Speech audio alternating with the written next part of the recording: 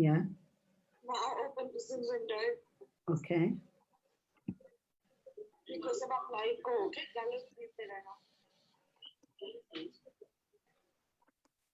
Go, Mama. Go. Talk.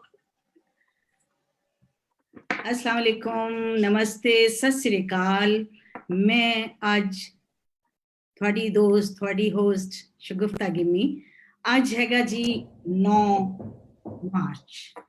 आज असी थानू लैके जा रहे हैं 9 मार्च 1846 वाले पिछले टाइम च। और आज का दिन बहुत ही खास दिन है। मेरे नाल बहुत ही हिस्टोरियन और फ्रीलांसर रिसर्चर साढ़े नाल 4 परौने हैगे ने जेड़े के दोवां ने सानू ज्वाइन किया हैगा और 2 होर साढ़े नाल जुड़ जाएंगे लैंदे पंजाब तो चढ़ते पंजाब तो। और इहदे विच मैं तुहानू सब तो पहले तारुफ करवाना चाहांगी अपने परौनियां दा। साढ़े नाल ने जी प्रोफेसर डॉक्टर सुखदेव सिंह सोहल साहब जिहड़े कि गुरु नानक देव यूनिवर्सिटी दे हिस्टरी डिपार्टमेंट दे तो बहुत सारियां अपनी खिदमात दे के फारग होए ने और साढ़े तो इंडिया तो अमृतसर तो नाल जुड़े ने।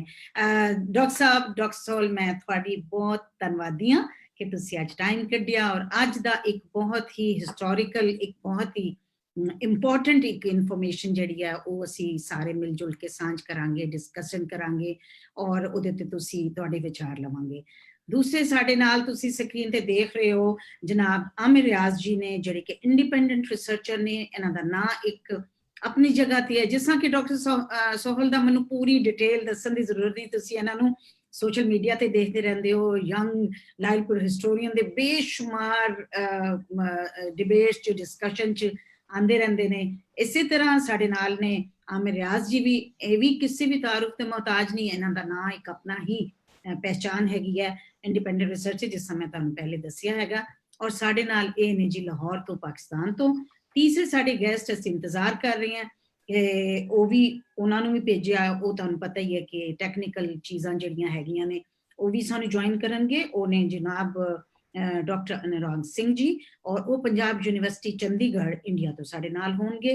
ਉਹਦੇ ਨਾਲ ਸਾਡੇ चौथे गैस्ट ਜਿਹੜੇ ਨੇ जनाब अख्तर हुसैन सिंधू जी ने ਜਿਹੜੇ कि हिस्टोरियन ने और vice principal civil and boys college ਦੇ ਲਾਹੌਰ ਤੋਂ ਸਾਡੇ ਨਾਲ जुड़नगे। ਅੱਜ क्योंकि ਤੁਹਾਨੂੰ पता ही है कि मुख्तलिफ जगह ते ऑनलाइन ही कोरोना की वजह नाल डिस्कशनस हो रही हैं, लैक्चर्स हो रहे हैं, होर सब कुछ हो रहा है। साढ़े स्कॉलर्स और साढ़े ਜਿਹੜੇ प्रोफेसर्स और डॉक्टर्स ने ਇਹ अपनी अपनी जगह के उत्ते काम कर रहे हैं। तो इसलिए वो जो उन्होंने दूसरी मीटिंग खत्म हो जाएगी वो सानू ज्वाइन कर लेंगे। तो अज का जोड़ा इंपॉर्टेंट दिहाड़ा है जिस कि मैं तुहानू दसिया कि 9 मार्च तो 9 मार्च एक अमन का बहुत ही कोई होशियार जिहा गेड़ा होया सी जिन्हों असी कहने हैं treaty of Lahore. Treaty of Lahore 9 मार्च 1846 उदों की होया और उहदे की साडे उस लाहौर दरबार ते ब्रिटिश इंपायर दे विचकार जिहड़ा समझौता होया सी वो असल च की सी और फिर उस समझौते दे साडे पंजाब ते और साडे आल दवाल मुख्तलिफ की उहदे असरात होए। साडे स्कॉलर्स और इंटलैक्चुअल्स जिहड़े साडे नाल जुड़े ने उन्हां सानू उहदे उत्ते रोशनी पाणगे। और असी एक्चुअली अज हैगी है जी 175वां साल इस समझौते का। ते साडी कोशिश है कि असी उन्होंने उहदे उत्ते अपने स्कॉलर्स कोलों गलबात सुनिए, विचार करिए और वो फैक्ट्स और फिगर्स दे नाल, ये सिर्फ ऐ जबानी कलामी नहीं गल हैगी, फैक्ट्स और फिगर्स दे नाल सानू सब नू दस्सणगे ते की सब मामला होया। मैं स्टार्ट करना चाहांगी डॉक्टर सोहल जी तुहाडे तो कि तुसी प्लीज थोड़ा माइक जिहड़ा वै उन्होंने तुसी ऑन कर लो। और सर जी तुसी दसो क्योंकि बहुत सारे ऐसे लोग ने और इवन मैं अपने नॉलेज वास्ते भी जानना चाहनी है कि असी कुछ देर वास्ते चलिए पिछे 1846 9 मार्च ते वो की समझौता सी।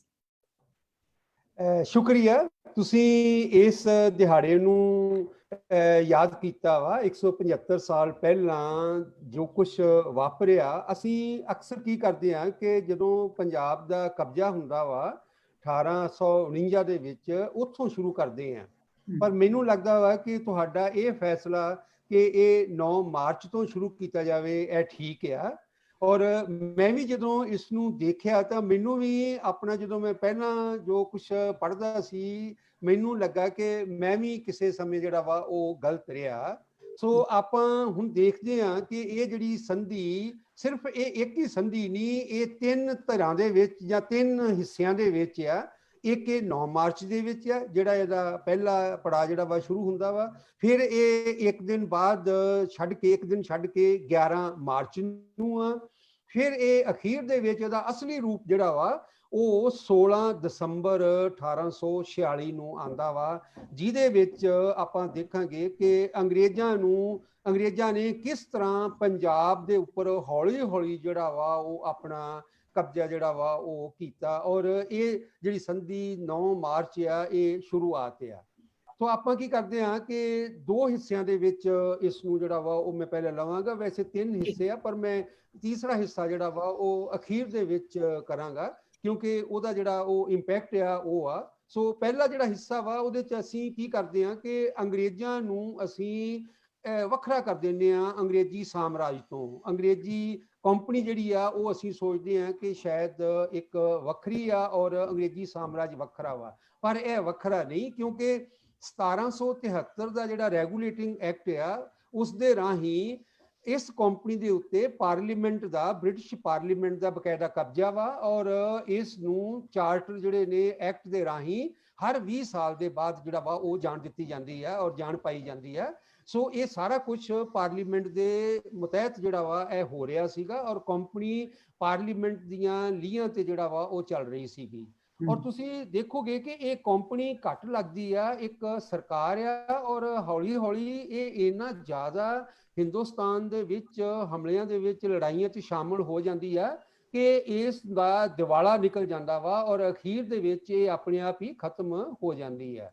ਸੋ ਇਸ ਨੂੰ ਆਪਾਂ ਜਦੋਂ ਸ਼ੁਰੂ ਕਰਦੇ ਹਾਂ ਤਾਂ ਇਹ ਜੁਲਾਈ 1844 ਦੇ ਵਿੱਚ ਅੰਗਰੇਜ਼ਾਂ ਨੇ ਫੈਸਲਾ ਕੀਤਾ ਕਿ ਜਿਹੜਾ ਪਹਿਲਾ ਲਾਰਡ ਵਾਇਸਰਾਏ ਸੀਗਾ, ਗਵਰਨਰ ਜਨਰਲ ਸੀਗਾ ਉਸ ਸਮੇਂ, ਲਾਰਡ ਐਲਨਬਰੋ, ਉਹਦੀ ਜਗ੍ਹਾ ਦੇ ਉੱਤੇ ਲਾਰਡ ਹਾਰਡਿੰਗ ਨੂੰ ਨਿਯੁਕਤ ਕੀਤਾ ਜਾਏਗਾ।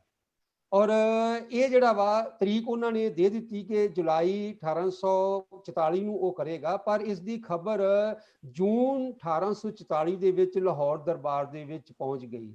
ਔਰ ਉਸ ਸਮੇਂ ਪੰਡਿਤ ਜੱਲਾ ਕਾਫੀ ਪ੍ਰਭਾਵਸ਼ਾਲੀ ਸੀਗਾ। ਜਦੋਂ ਉਸਨੇ ਦਰਬਾਰ ਦੇ ਵਿੱਚ ਇਹ ਖਬਰ ਦੱਸੀ ਕਿ ਨਵਾਂ ਗਵਰਨਰ ਜਨਰਲ ਜਿਹੜਾ ਵਾ ਉਹ ਹਿੰਦੁਸਤਾਨ ਦੇ ਵਿੱਚ ਆ ਰਿਹਾ ਵਾ, ਤਾਂ ਨਾਲ ਹੀ ਉਹਨੇ ਇਹ ਵੀ ਇੱਕ ਜਿਹੜੀ ਖਬਰ ਦੱਸੀ ਕਿ ਧਿਆਨ ਰੱਖੋ ਕਿ ਜਦੋਂ ਲਾਰਡ ਆਕਲੈਂਡ ਆਇਆ ਸੀਗਾ ਤਾਂ ਉਸ ਸਮੇਂ ਅਫਗਾਨਿਸਤਾਨ ਤੇ ਹਮਲਾ ਹੋਇਆ। ਉਸ ਤੋਂ ਬਾਅਦ ਜਦੋਂ ਅਗਲਾ ਲਾਰਡ ਐਲਨਬਰੋ ਗਵਰਨਰ ਜਨਰਲ ਬਣਿਆ ਤਾਂ ਉਸ ਸਮੇਂ ਸਿੰਧ ਨੂੰ ਜਿਹੜਾ ਵਾ ਕਬਜ਼ੇ 'ਚ ਕੀਤਾ ਗਿਆ। ਔਰ ਹੁਣ ਜਦੋਂ ਨਵਾਂ ਗਵਰਨਰ ਜਨਰਲ ਆ ਰਿਹਾ ਵਾ ਤਾਂ ਲੱਗਦਾ ਵਾ ਕਿ ਪੰਜਾਬ ਦੇ ਉੱਤੇ ਕੁਛ ਨਾ ਕੁਛ ਹਮਲਾ ਹੋਏਗਾ। ਔਰ ਹੈਰਾਨੀ ਵਾਲੀ ਗੱਲ ਆ ਕਿ ਇਹ ਜਿਹੜੀ ਇੱਕ ਭਵਿੱਖਬਾਣੀ ਸੀਗੀ ਇਹ ਬਿਲਕੁਲ ਠੀਕ ਹੋਈ। ਔਰ ਅਕਤੂਬਰ 1844 ਦੇ ਵਿੱਚ ਜਿਹੜਾ ਉਸ ਸਮੇਂ ਦਾ ਚੀਫ ਕਮਾਂਡਰ ਇਨ ਚੀਫ ਸੀਗਾ ਲਾਰਡ ਹਿਊ ਗਫ, ਉਸਨੇ ਤਿਆਰੀਆਂ ਕਰਨੀਆਂ ਸ਼ੁਰੂ ਕਰ ਦਿੱਤੀਆਂ। ਔਰ ਜੇ ਆਪਾਂ ਫੌਜਾਂ ਦਾ ਜਾਣੀ ਕਿ ਦੇਖੀਏ ਤਾਂ 1839 ਦੇ ਵਿੱਚ ਜਦੋਂ ਮਹਾਰਾਜਾ ਰਣਜੀਤ ਸਿੰਘ ਦੀ ਜਿਹੜਾ ਵਾ ਉਹ ਮੌਤ ਹੁੰਦੀ ਆ ਤਾਂ ਉਸ ਸਮੇਂ ਲਾਹੌਰ ਦਰਬਾਰ ਦੇ ਵਿੱਚ ਫੌਜ 85,000 ਆ। ਔਰ ਇਹਦੇ ਉੱਪਰ ਖਰਚਾ ਜਿਹੜਾ ਵਾ ਲਾਹੌਰ ਦਰਬਾਰ ਦਾ ਜਿਹੜਾ ਵਾ ਉਹ 42 ਲੱਖ ਰੁਪਈਆ ਸਾਲ ਦਾ ਆਉਂਦਾ ਵਾ। ਤੇ ਜਦੋਂ ਡਰ ਪੈ ਗਿਆ ਕਿ ਹੁਣ ਤਿਆਰੀ ਕਰਨੀ ਚਾਹੀਦੀ ਆ, ਆਪਣਾ ਖਿਆਲ ਰੱਖਣਾ ਚਾਹੀਦਾ ਵਾ, ਤਾਂ 1844 ਦੇ ਵਿੱਚ ਇਹ ਫੌਜ ਵੱਧ ਕੇ 1,20,000 ਜਿਹੜਾ ਵਾ ਹੋ ਜਾਂਦੀ ਆ। ਔਰ ਇਹਦਾ ਖਰਚਾ ਜਿਹੜਾ ਵਾ 87 ਲੱਖ ਰੁਪਈਆ ਜਿਹੜਾ ਵਾ ਹੋ ਜਾਂਦਾ। ਔਰ 42 ਲੱਖ ਤੋਂ 87 ਲੱਖ, ਯਾਨੀ ਹੁਣ ਪੰਜਾਬ ਤਿਆਰੀ ਕਰ ਰਿਹਾ ਵਾ, ਲਾਹੌਰ ਦਰਬਾਰ ਤਿਆਰੀ ਕਰ ਰਿਹਾ ਔਰ ਆਪਣੀ ਫੌਜਾਂ ਇਕੱਠੀਆਂ ਜਿਹੜੇ ਨੇ ਕਰ ਰਹੇ ਨੇ। ਹਾਲਾਤ ਕਿੱਦਾਂ ਬਣਨਗੇ ਉਹ ਆਪਾਂ ਇੱਕ ਸਬਜੈਕਟ ਆਪਣਾ ਵੱਖਰਾ ਵਾ, ਜਿਹਦੇ ਵਿੱਚ ਅੰਗਰੇਜ਼ ਤੇ ਪੰਜਾਬ ਦੇ ਆਪਸ ਵਿੱਚ 2 ਲੜਾਈਆਂ ਹੁੰਦੀਆਂ ਨੇ, ਉਹ ਆਪਾਂ ਨਹੀਂ ਇਸ ਵਿੱਚ ਲਵਾਂਗੇ। ਪਰ ਲੜਾਈ ਜਿਹੜੀ ਆ ਉਹ ਪਹਿਲੀ ਜਿਹੜੀ ਲੜਾਈ ਆ ਮੁਦਕੀ ਤੋਂ 18 ਦਸੰਬਰ ਨੂੰ 1845 ਤੋਂ ਇਹ ਸ਼ੁਰੂ ਹੋ ਜਾਂਦੀ ਆ। ਔਰ ਦੂਸਰੀ ਹੈਰਾਨੀ ਵਾਲੀ ਗੱਲ ਇਹ ਆ ਕਿ ਲਾਹੌਰ ਦਰਬਾਰ 'ਚ ਇੱਕ ਹੋਰ ਫੈਸਲਾ ਲਿਆ ਗਿਆ ਕਿ ਜਿਹੜਾ ਡੋਗਰਾ ਵਾ, ਗੁਲਾਬ ਸਿੰਘ ਡੋਗਰਾ ਵਾ, ਉਸ ਨੂੰ ਤਾਕਤ ਦਿੱਤੀ ਜਾਵੇ, ਉਸ ਨੂੰ ਇਹ ਸ਼ਕਤੀ ਦਿੱਤੀ ਜਾਵੇ ਕਿ ਉਹ ਅੰਗਰੇਜ਼ਾਂ ਨਾਲ ਫੈਸਲਾ ਕਰੇ। ਔਰ ਡੋਗਰੇ ਨੇ ਇਸ ਤਰੀਕੇ ਨਾਲ ਆਪਣੇ ਜਿਹੜੇ ਏਲਚੀ ਭੇਜੇ, ਉਸ ਸਮੇਂ ਜਿਹੜੇ ਅੰਗਰੇਜ਼ ਸੀਗੇ, ਲਾਰਡ ਜਿਹੜਾ ਵਾ ਹੈਨਰੀ ਲਾਰੈਂਸ, ਉਸ ਨੂੰ ਆਪਣਾ ਜਿਹੜਾ ਵਾ ਉਹ ਏਲਚੀ ਭੇਜਿਆ। ਔਰ ਹੈਨਰੀ ਲਾਰੈਂਸ ਨੇ ਅੰਦਰ ਖਾਤੇ ਗੁਲਾਬ ਸਿੰਘ ਡੋਗਰੇ ਨੂੰ ਇਹ ਯਕੀਨ ਦਿਵਾਇਆ ਕਿ ਤੂੰ ਸਾਡੀ ਮਦਦ ਕਰ ਤੇ ਤੈਨੂੰ ਮੁਨਾਸਬ ਮੌਕੇ ਦੇ ਉੱਤੇ ਜਿਹੜਾ ਵਾ ਉਹ ਇਨਾਮ ਦਿੱਤਾ ਜਾਵੇਗਾ। ਔਰ ਇਸ ਦੀ ਖਬਰ ਜੇਡੀ ਕਨਿੰਗਮ, ਕਿਉਂਕਿ ਉਸ ਸਮੇਂ ਜਿਹੜਾ ਵਾ ਉਹ ਪੋਲੀਟੀਕਲ ਸਰਵਿਸ ਸੀਗਾ, ਉਸ ਨੇ ਆਪਣੇ ਜਿਹੜੇ ਉਹਦੇ ਆਪਣਾ ਰਾਈਟਿੰਗ ਆ ਉਸ ਦੇ ਰਾਹੀਂ ਜਿਹੜਾ ਉਹਦੀ ਜਿਹੜੀ ਹੈਗਾ ਵਾ ਹਿੰਟ ਆ ਉਹਦੇ ਰਾਹੀਂ ਉਸਨੇ ਜਿਹੜਾ ਵਾ ਦੱਸ ਦਿੱਤੀ ਤੇ ਉਸ ਨੂੰ ਪੋਲੀਟੀਕਲ ਸਰਵਿਸ ਤੋਂ ਜਿਹੜਾ ਵਾ ਉਹ ਹਟਾ ਦਿੱਤਾ ਕਿ ਇਹ ਤਾਂ ਬੜੀ ਇੱਕ ਕੌਨਫੀਡੈਂਸ਼ੀਅਲ ਗੱਲ ਸੀ ਕਿ ਤੁਸੀਂ ਇਹ ਬਾਹਰ ਕਿੱਦਾਂ ਇਹ ਚਲੇ ਗਈ ਆ। ਔਰ ਬਾਅਦ 'ਚ ਜਿੱਦਾਂ ਜੇਡੀ ਕਨਿੰਗਮ ਦੇ ਨਾਲ ਵਾਪਰਦਾ ਵਾ ਉਸ ਨੂੰ ਉੱਥੋਂ ਕੱਢ ਦਿੱਤਾ ਜਾਂਦਾ ਵਾ। ਜਿਹੜੀ ਉਹਦੀ ਕਿਤਾਬ ਵੀ ਛਪਦੀ ਆ ਉਹਦੇ ਵਿੱਚ ਵੀ ਜਿਹੜਾ ਵਾ ਇਹ ਪਤਾ ਲੱਗਦਾ ਵਾ ਕਿ ਇਹ ਖਬਰ ਜਿਹੜੀ ਆ ਇਹ ਬਾਹਰ ਨਹੀਂ ਸੀਗੀ ਨਿਕਲਣੀ ਚਾਹੀਦੀ। ਖੈਰ, ਇੱਥੋਂ ਇੱਕ ਗੱਲ ਹੁੰਦੀ ਆ ਕਿ ਇਹ ਆਪਣੇ ਤਰੀਕੇ ਦੇ ਨਾਲ ਤਿਆਰੀ ਜਿਹੜਾ ਵਾ ਉਹ ਕਰ ਰਹੇ ਨੇ।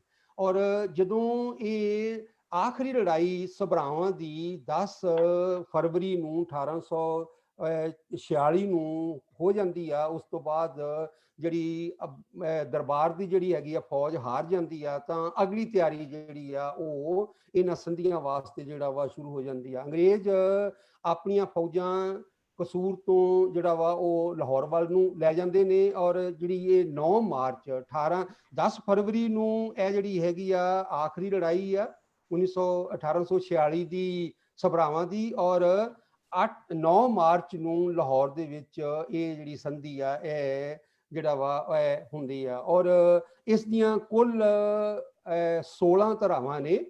ਔਰ ਪਹਿਲੀ ਤਰ੍ਹਾਂ ਕੋਈ ਬਹੁਤੀ ਮਹੱਤਵ ਨਹੀਂ, ਪਰ ਦੂਸਰੀ ਜਿਹੜੀ ਆ ਉੱਥੋਂ ਆਪਾਂ ਨੂੰ ਸ਼ੁਰੂ ਹੁੰਦਾ ਵਾ ਕਿ ਅੰਗਰੇਜ਼ਾਂ ਨੇ ਪਹਿਲੇ ਪੜਾਅ ਦੇ ਵਿੱਚ ਕਿਸ ਤਰੀਕੇ ਦੇ ਨਾਲ ਹੌਲੀ ਹੌਲੀ ਜਿਹੜਾ ਵਾ ਉਹ ਲਾਹੌਰ ਦਰਬਾਰ ਨੂੰ ਖਤਮ, ਲਾਹੌਰ ਸਰਕਾਰ ਕਹਿ ਲਓ ਜਾਂ ਲਾਹੌਰ ਦਰਬਾਰ ਨੂੰ ਤੋੜਨਾ ਜਾਂ ਖਤਮ ਕਰਨ ਦੀ ਜਿਹੜੀ ਆ ਉਹ ਆਪਣੀ ਸਕੀਮ ਜਿਹੜੀ ਆ ਉਹ ਬਣਾ ਲਈ। ਪਹਿਲਾਂ ਤਾਂ ਜਲੰਧਰ ਦੁਆਬ ਵੱਖਰਾ ਕਰ ਦਿੱਤਾ। ਔਰ ਇਹ ਜਿਹੜਾ ਜਲੰਧਰ ਦੁਆਬ ਆ, ਜੇ ਖਰਚਾ ਕੱਢ ਕੇ ਦੇਖਿਆ ਜਾਵੇ ਤਾਂ ਇਸ ਦੀ ਆਮਦਨ 30 ਲੱਖ ਆ। ਇਹਦਾ ਸਾਰਾ ਖਰਚਾ ਕੱਢ ਕੇ ਇਸ ਦੀ 30 ਲੱਖ ਸਾਲਾਨਾ ਆਮਦਨ ਆ। ਔਰ ਜਲੰਧਰ ਦੁਆਬ ਦੇ ਜਿਹੜੇ ਹੈਗੇ ਨੇ ਪਹਾੜੀ ਇਲਾਕੇ, ਉਹਨਾਂ ਨੂੰ ਵੀ ਜਿਹੜਾ ਵਾ ਉਹ ਕੰਪਨੀ ਤੋਂ ਜਿਹੜਾ ਵਾ ਉਹ ਇਹ ਲਾਹੌਰ ਦਰਬਾਰ ਤੋਂ ਜਿਹੜਾ ਵਾ ਉਹ ਵੱਖਰਾ ਕਰ ਦਿੱਤਾ ਜਾਂਦਾ ਵਾ। ਇਸ ਦੇ ਨਾਲ ਜਿਹੜਾ ਵਾ ਜਿੰਨੇ ਕਿਲੇ ਸੀਗੇ ਇਸ ਇਲਾਕੇ ਦੇ ਵਿੱਚ, ਜਿੰਨੇ ਜਿਹੜਾ ਵਾ ਉਹ ਹੋਰ ਟੈਰੀਟਰੀ ਸੀਗੀਆਂ, ਉਹਨਾਂ ਸਾਰਿਆਂ ਦੇ ਉੱਪਰ ਜਿਹੜਾ ਵਾ ਉਹ ਲਾਹੌਰ ਦਰਬਾਰ ਦਾ ਕਬਜ਼ਾ ਖਤਮ ਕਰ ਦਿੱਤਾ।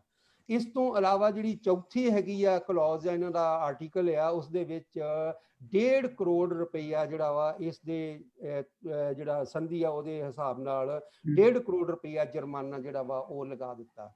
ਜੇ ਤੁਸੀਂ ਦੇਖੋਗੇ ਤਾਂ ਲਾਰਡ ਜਿਸ ਟਾਈਮ ਤੇ ਹਾਰਡਿੰਗ ਆਉਂਦਾ ਵਾ ਉਹਦੇ ਮੁਤਾਬਕ ਇਹ ਲਾਰਡ ਐਲਨਬਰੋ ਜਿਹੜਾ ਸੀਗਾ ਉਹਨੇ ਅੰਦਾਜ਼ਾ ਲਗਾਇਆ ਹੋਇਆ ਸੀਗਾ ਕਿ ਪੰਜਾਬ ਦੇ ਵਿੱਚ ਤਕਰੀਬਨ ਜਿਹੜਾ ਲਾਹੌਰ ਦਰਬਾਰ ਆ ਉਹਨਾਂ ਦੀ 20 ਲੱਖ ਸਾਲਾਨਾ ਆਮਦਨ ਹੋਏਗੀ। ਇਹ ਉਹਨਾਂ ਦਾ ਅੰਦਾਜ਼ਨ ਇੱਕ ਐਸਟੀਮੇਟ ਜਾਂ ਅੰਦਾਜ਼ਾ ਸੀਗਾ ਇੱਕ।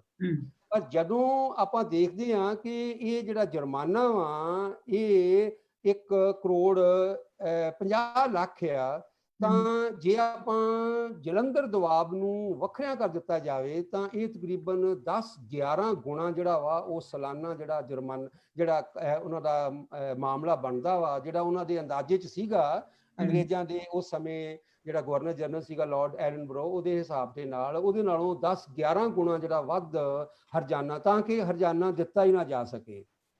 ਤੇ ਜੇ ਇਹ ਇਲਾਕੇ ਜਿਹੜੇ ਨੇ ਨਹੀਂ ਦਿੱਤੇ ਜਾਣਗੇ, ਉਹਨਾਂ ਦੀਆਂ ਜਿਹੜੀਆਂ ਨੇ ਵੱਖਰੀਆਂ ਜਿਹੜੀਆਂ ਨੇ ਸਜ਼ਾਵਾਂ ਜਿਹੜੀਆਂ ਨੇ ਉਹਦੀ ਵੱਖਰੇ ਤਰੀਕਾ ਜਿਹੜਾ ਲੱਭਿਆ ਜਾਏਗਾ। ਜਦੋਂ ਇਹ ਟਰੀਟੀ ਦੇ ਉੱਪਰ ਦਸਤਖਤ ਕਰ ਦਿੱਤੇ ਜਾਣਗੇ ਤਾਂ ਮਹਾਰਾਜੇ ਨੂੰ 50 ਲੱਖ ਰੁਪਈਆ ਉਸੇ ਵੇਲੇ ਜਿਹੜਾ ਵਾ ਉਹ ਦੇਣਾ ਪਵੇਗਾ। ਇਸੇ ਹਿਸਾਬ ਦੇ ਨਾਲ ਲਾਹੌਰ ਦੀ ਫੌਜ, ਜਿਹਨੂੰ ਆਪਾਂ ਉਸ ਸਮੇਂ ਜਿਹੜਾ ਵਾ 1,20,000 ਗਿਣਿਆ ਵਾ, ਇਸ ਦੀ ਫੌਜ ਨੂੰ ਤੋੜਨ ਦਾ ਜਿਹੜਾ ਵਾ ਉਹ ਨਾਲ ਹੀ ਇੱਕ ਹੁਕਮ ਕਰ ਦਿੱਤਾ ਤੇ ਕਿਹਾ ਕਿ ਇਸ ਨੂੰ ਤੁਸੀਂ ਜਿਹੜਾ ਵਾ ਉਹ ਘਟਾ ਦਿਓ। ਔਰ ਕੁੱਲ ਜਿਹੜਾ ਆਰਟੀਕਲ ਇਹਦਾ 7ਵਾਂ ਆਰਟੀਕਲ ਆ ਉਹਦੇ ਮੁਤਾਬਕ ਦੱਸ ਵੀ ਦਿੱਤਾ ਕਿ ਤੁਸੀਂ 20,000 ਤੋਂ ਵੱਧ ਘੋੜਸਵਾਰ ਨਹੀਂ ਰੱਖ ਸਕਦੇ, ਔਰ ਜਿਹੜਾ ਹੈਗਾ 20,000 ਤੋਂ ਵੱਧ ਪੈਦਲ ਸਵਾਰ ਨਹੀਂ ਰੱਖ ਸਕਦੇ ਤੇ 12,000 ਤੋਂ ਵੱਧ ਘੋੜਸਵਾਰ ਨਹੀਂ ਰੱਖ ਸਕਦੇ। ਸੋ ਇਸ ਹਿਸਾਬ ਦੇ ਨਾਲ ਜਿਹੜਾ ਵਾ ਉਹ ਫੌਜ ਘਟਾ ਕੇ ਇਹ ਸਿਰਫ 32,000 ਜਿਹੜੀ ਹੈ ਫੌਜ ਅੰਗਰੇਜ਼ਾਂ ਨੇ ਜਿਹੜਾ ਵਾ ਉਹ ਸੀਮਤ ਕਰ ਦਿੱਤੀ। ਤੇ ਨਾਲ ਇਹ ਵੀ ਕਹਿਤਾ ਕਿ ਜੇ ਵਧਾਉਣ ਦੀ ਕਿਤੇ ਲੋੜ ਪਈ ਆ ਅੰਗਰੇਜ਼ਾਂ ਦੀ ਮਰਜ਼ੀ ਤੋਂ ਬਿਨਾਂ ਤੁਸੀਂ ਨਹੀਂ ਵਧਾ ਸਕਦੇ। ਬਾਕੀ 36 ਤੋਪਾਂ ਜਿਹੜੀਆਂ ਨੇ, ਜਿਹੜੀਆਂ ਕਿ ਉਸ ਸਮੇਂ ਸਭਰਾਵਾਂ ਤੋਂ ਇਲਾਵਾ ਜਿਹੜੀਆਂ 36 ਤੋਪਾਂ ਲਾਹੌਰ ਦਰਬਾਰ ਦੇ ਕੋਲ ਸੀਗੀਆਂ, ਉਹਨਾਂ ਨੂੰ ਵੀ ਜਿਹੜਾ ਵਾ ਉਹ ਕਬਜ਼ੇ ਦੇ ਵਿੱਚ ਲੈ ਲਿਆ। ਜਿਹੜੀਆਂ ਉਸ ਵੇਲੇ ਲੜਾਈ ਦੇ ਵੇਲੇ ਸਨ ਉਹ ਤਾਂ ਲੈ ਹੀ ਲਈਆਂ, ਪਰ ਇਹ ਤੋਪਾਂ ਜਿਹੜੀਆਂ ਸੀਗੀਆਂ ਹੋ ਸਕਦਾ ਵਾ ਜਾਂ ਵਾਪਸ ਚਲੇ ਗਈਆਂ ਹੋਣ ਜਾਂ ਇਹਨਾਂ ਦੇ ਕੋਲ ਵੱਖਰੀਆਂ ਹੋਣ। ਇਹ ਤੋਪਾਂ ਵੀ ਉਹ ਸਭਰਾਵਾਂ ਦੀ ਲੜਾਈ ਤੋਂ ਬਾਅਦ ਇਹ ਕਾਬੂ ਜਿਹੜੀਆਂ ਨੇ ਉਹ ਕਰ ਲੈਂਦੇ ਨੇ। ਅੱਛਾ ਡਾਕਟਰ ਸਾਹਿਬ, ਸੌਰੀ ਤੁਹਾਨੂੰ ਮੈਂ ਇੰਟਰਪਟ ਕਰ ਰਹੀ ਹਾਂ, ਮਤਲਬ ਕਿ ਹਰ ਚੀਜ਼ ਜਿਹੜੀ ਹੈ ਇਹ ਸਾਰੀ ਦੇਖੋ ਇਹ ਸਾਜ਼ਿਸ਼ ਕਿੱਡੇ ਸੋਹਣੇ ਤਰੀਕੇ ਨਾਲ ਮਤਲਬ ਪੰਜਾਬ ਦੇ ਬਿਲਕੁਲ ਹੌਲੀ ਹੌਲੀ ਕੀ ਕਰ ਰਹੇ ਨੇ ਕਿ ਉਹ ਕਮਜ਼ੋਰ ਕਰ ਰਹੇ ਨੇ ਇੱਥੋਂ ਦੀ ਜਿਹੜੀ ਰਾਜਨੀਤਿਕ ਤੇ ਨਾਲ ਨਾਲ ਜਿਹੜੀ ਫੌਜੀ ਤਾਕਤ ਆ ਉਹ ਕਮਜ਼ੋਰ ਕਰ ਰਹੇ ਨੇ। ਤੇ ਜਿਹੜਾ 9ਵਾਂ ਇਹਦਾ ਆਰਟੀਕਲ ਜਿਹੜਾ ਹੈਗਾ ਵਾ ਉਹਦੇ ਮੁਤਾਬਕ ਬਿਆਸ ਤੇ ਸਤਲੁਜ ਜਿਹੜਾ ਵਾ ਉਹਦੀ ਕਿਸੇ ਵੀ ਤਰੀਕੇ ਦੇ ਨਾਲ ਵਰਤੋਂ ਜਿਹੜਾ ਵਾ ਇਹ ਕੰਪਨੀ ਕਰ ਸਕੇਗੀ। ਕੋਈ ਇਹਨਾਂ ਨੂੰ ਰੋਕ ਨਹੀਂ ਸਕਦਾ, ਇਹਨਾਂ ਦੇ ਜਿਹੜੀਆਂ ਕਿਸ਼ਤੀਆਂ ਨੇ ਇਹਨਾਂ ਨੂੰ ਜਿਹੜਾ ਵਾ ਉਹ ਰੋਕ ਨਹੀਂ ਕਰ ਸਕਦਾ। ਔਰ ਇਸੇ ਹਿਸਾਬ ਨਾਲ ਕੋਈ ਵੀ ਜਿਹੜਾ ਹੈਗਾ ਵਾ ਅੰਗਰੇਜ਼ੀ ਫੌਜ ਪੰਜਾਬ ਦੇ ਵਿੱਚ ਉਹ ਅੰਗਰੇਜ਼ਾਂ ਦੇ ਜਿਹੜਾ ਵਾ ਆਪਣਾ ਲਾਹੌਰ ਦਰਬਾਰ ਦੇ ਵਿੱਚ ਸ਼ਾਮਲ ਹੋ ਸਕਦੀ ਆ, ਉਹਨੂੰ ਜਿਹੜਾ ਵਾ ਉਹ ਲਾਂਘਾ ਦਿੱਤਾ ਜਾ ਸਕਦਾ ਵਾ।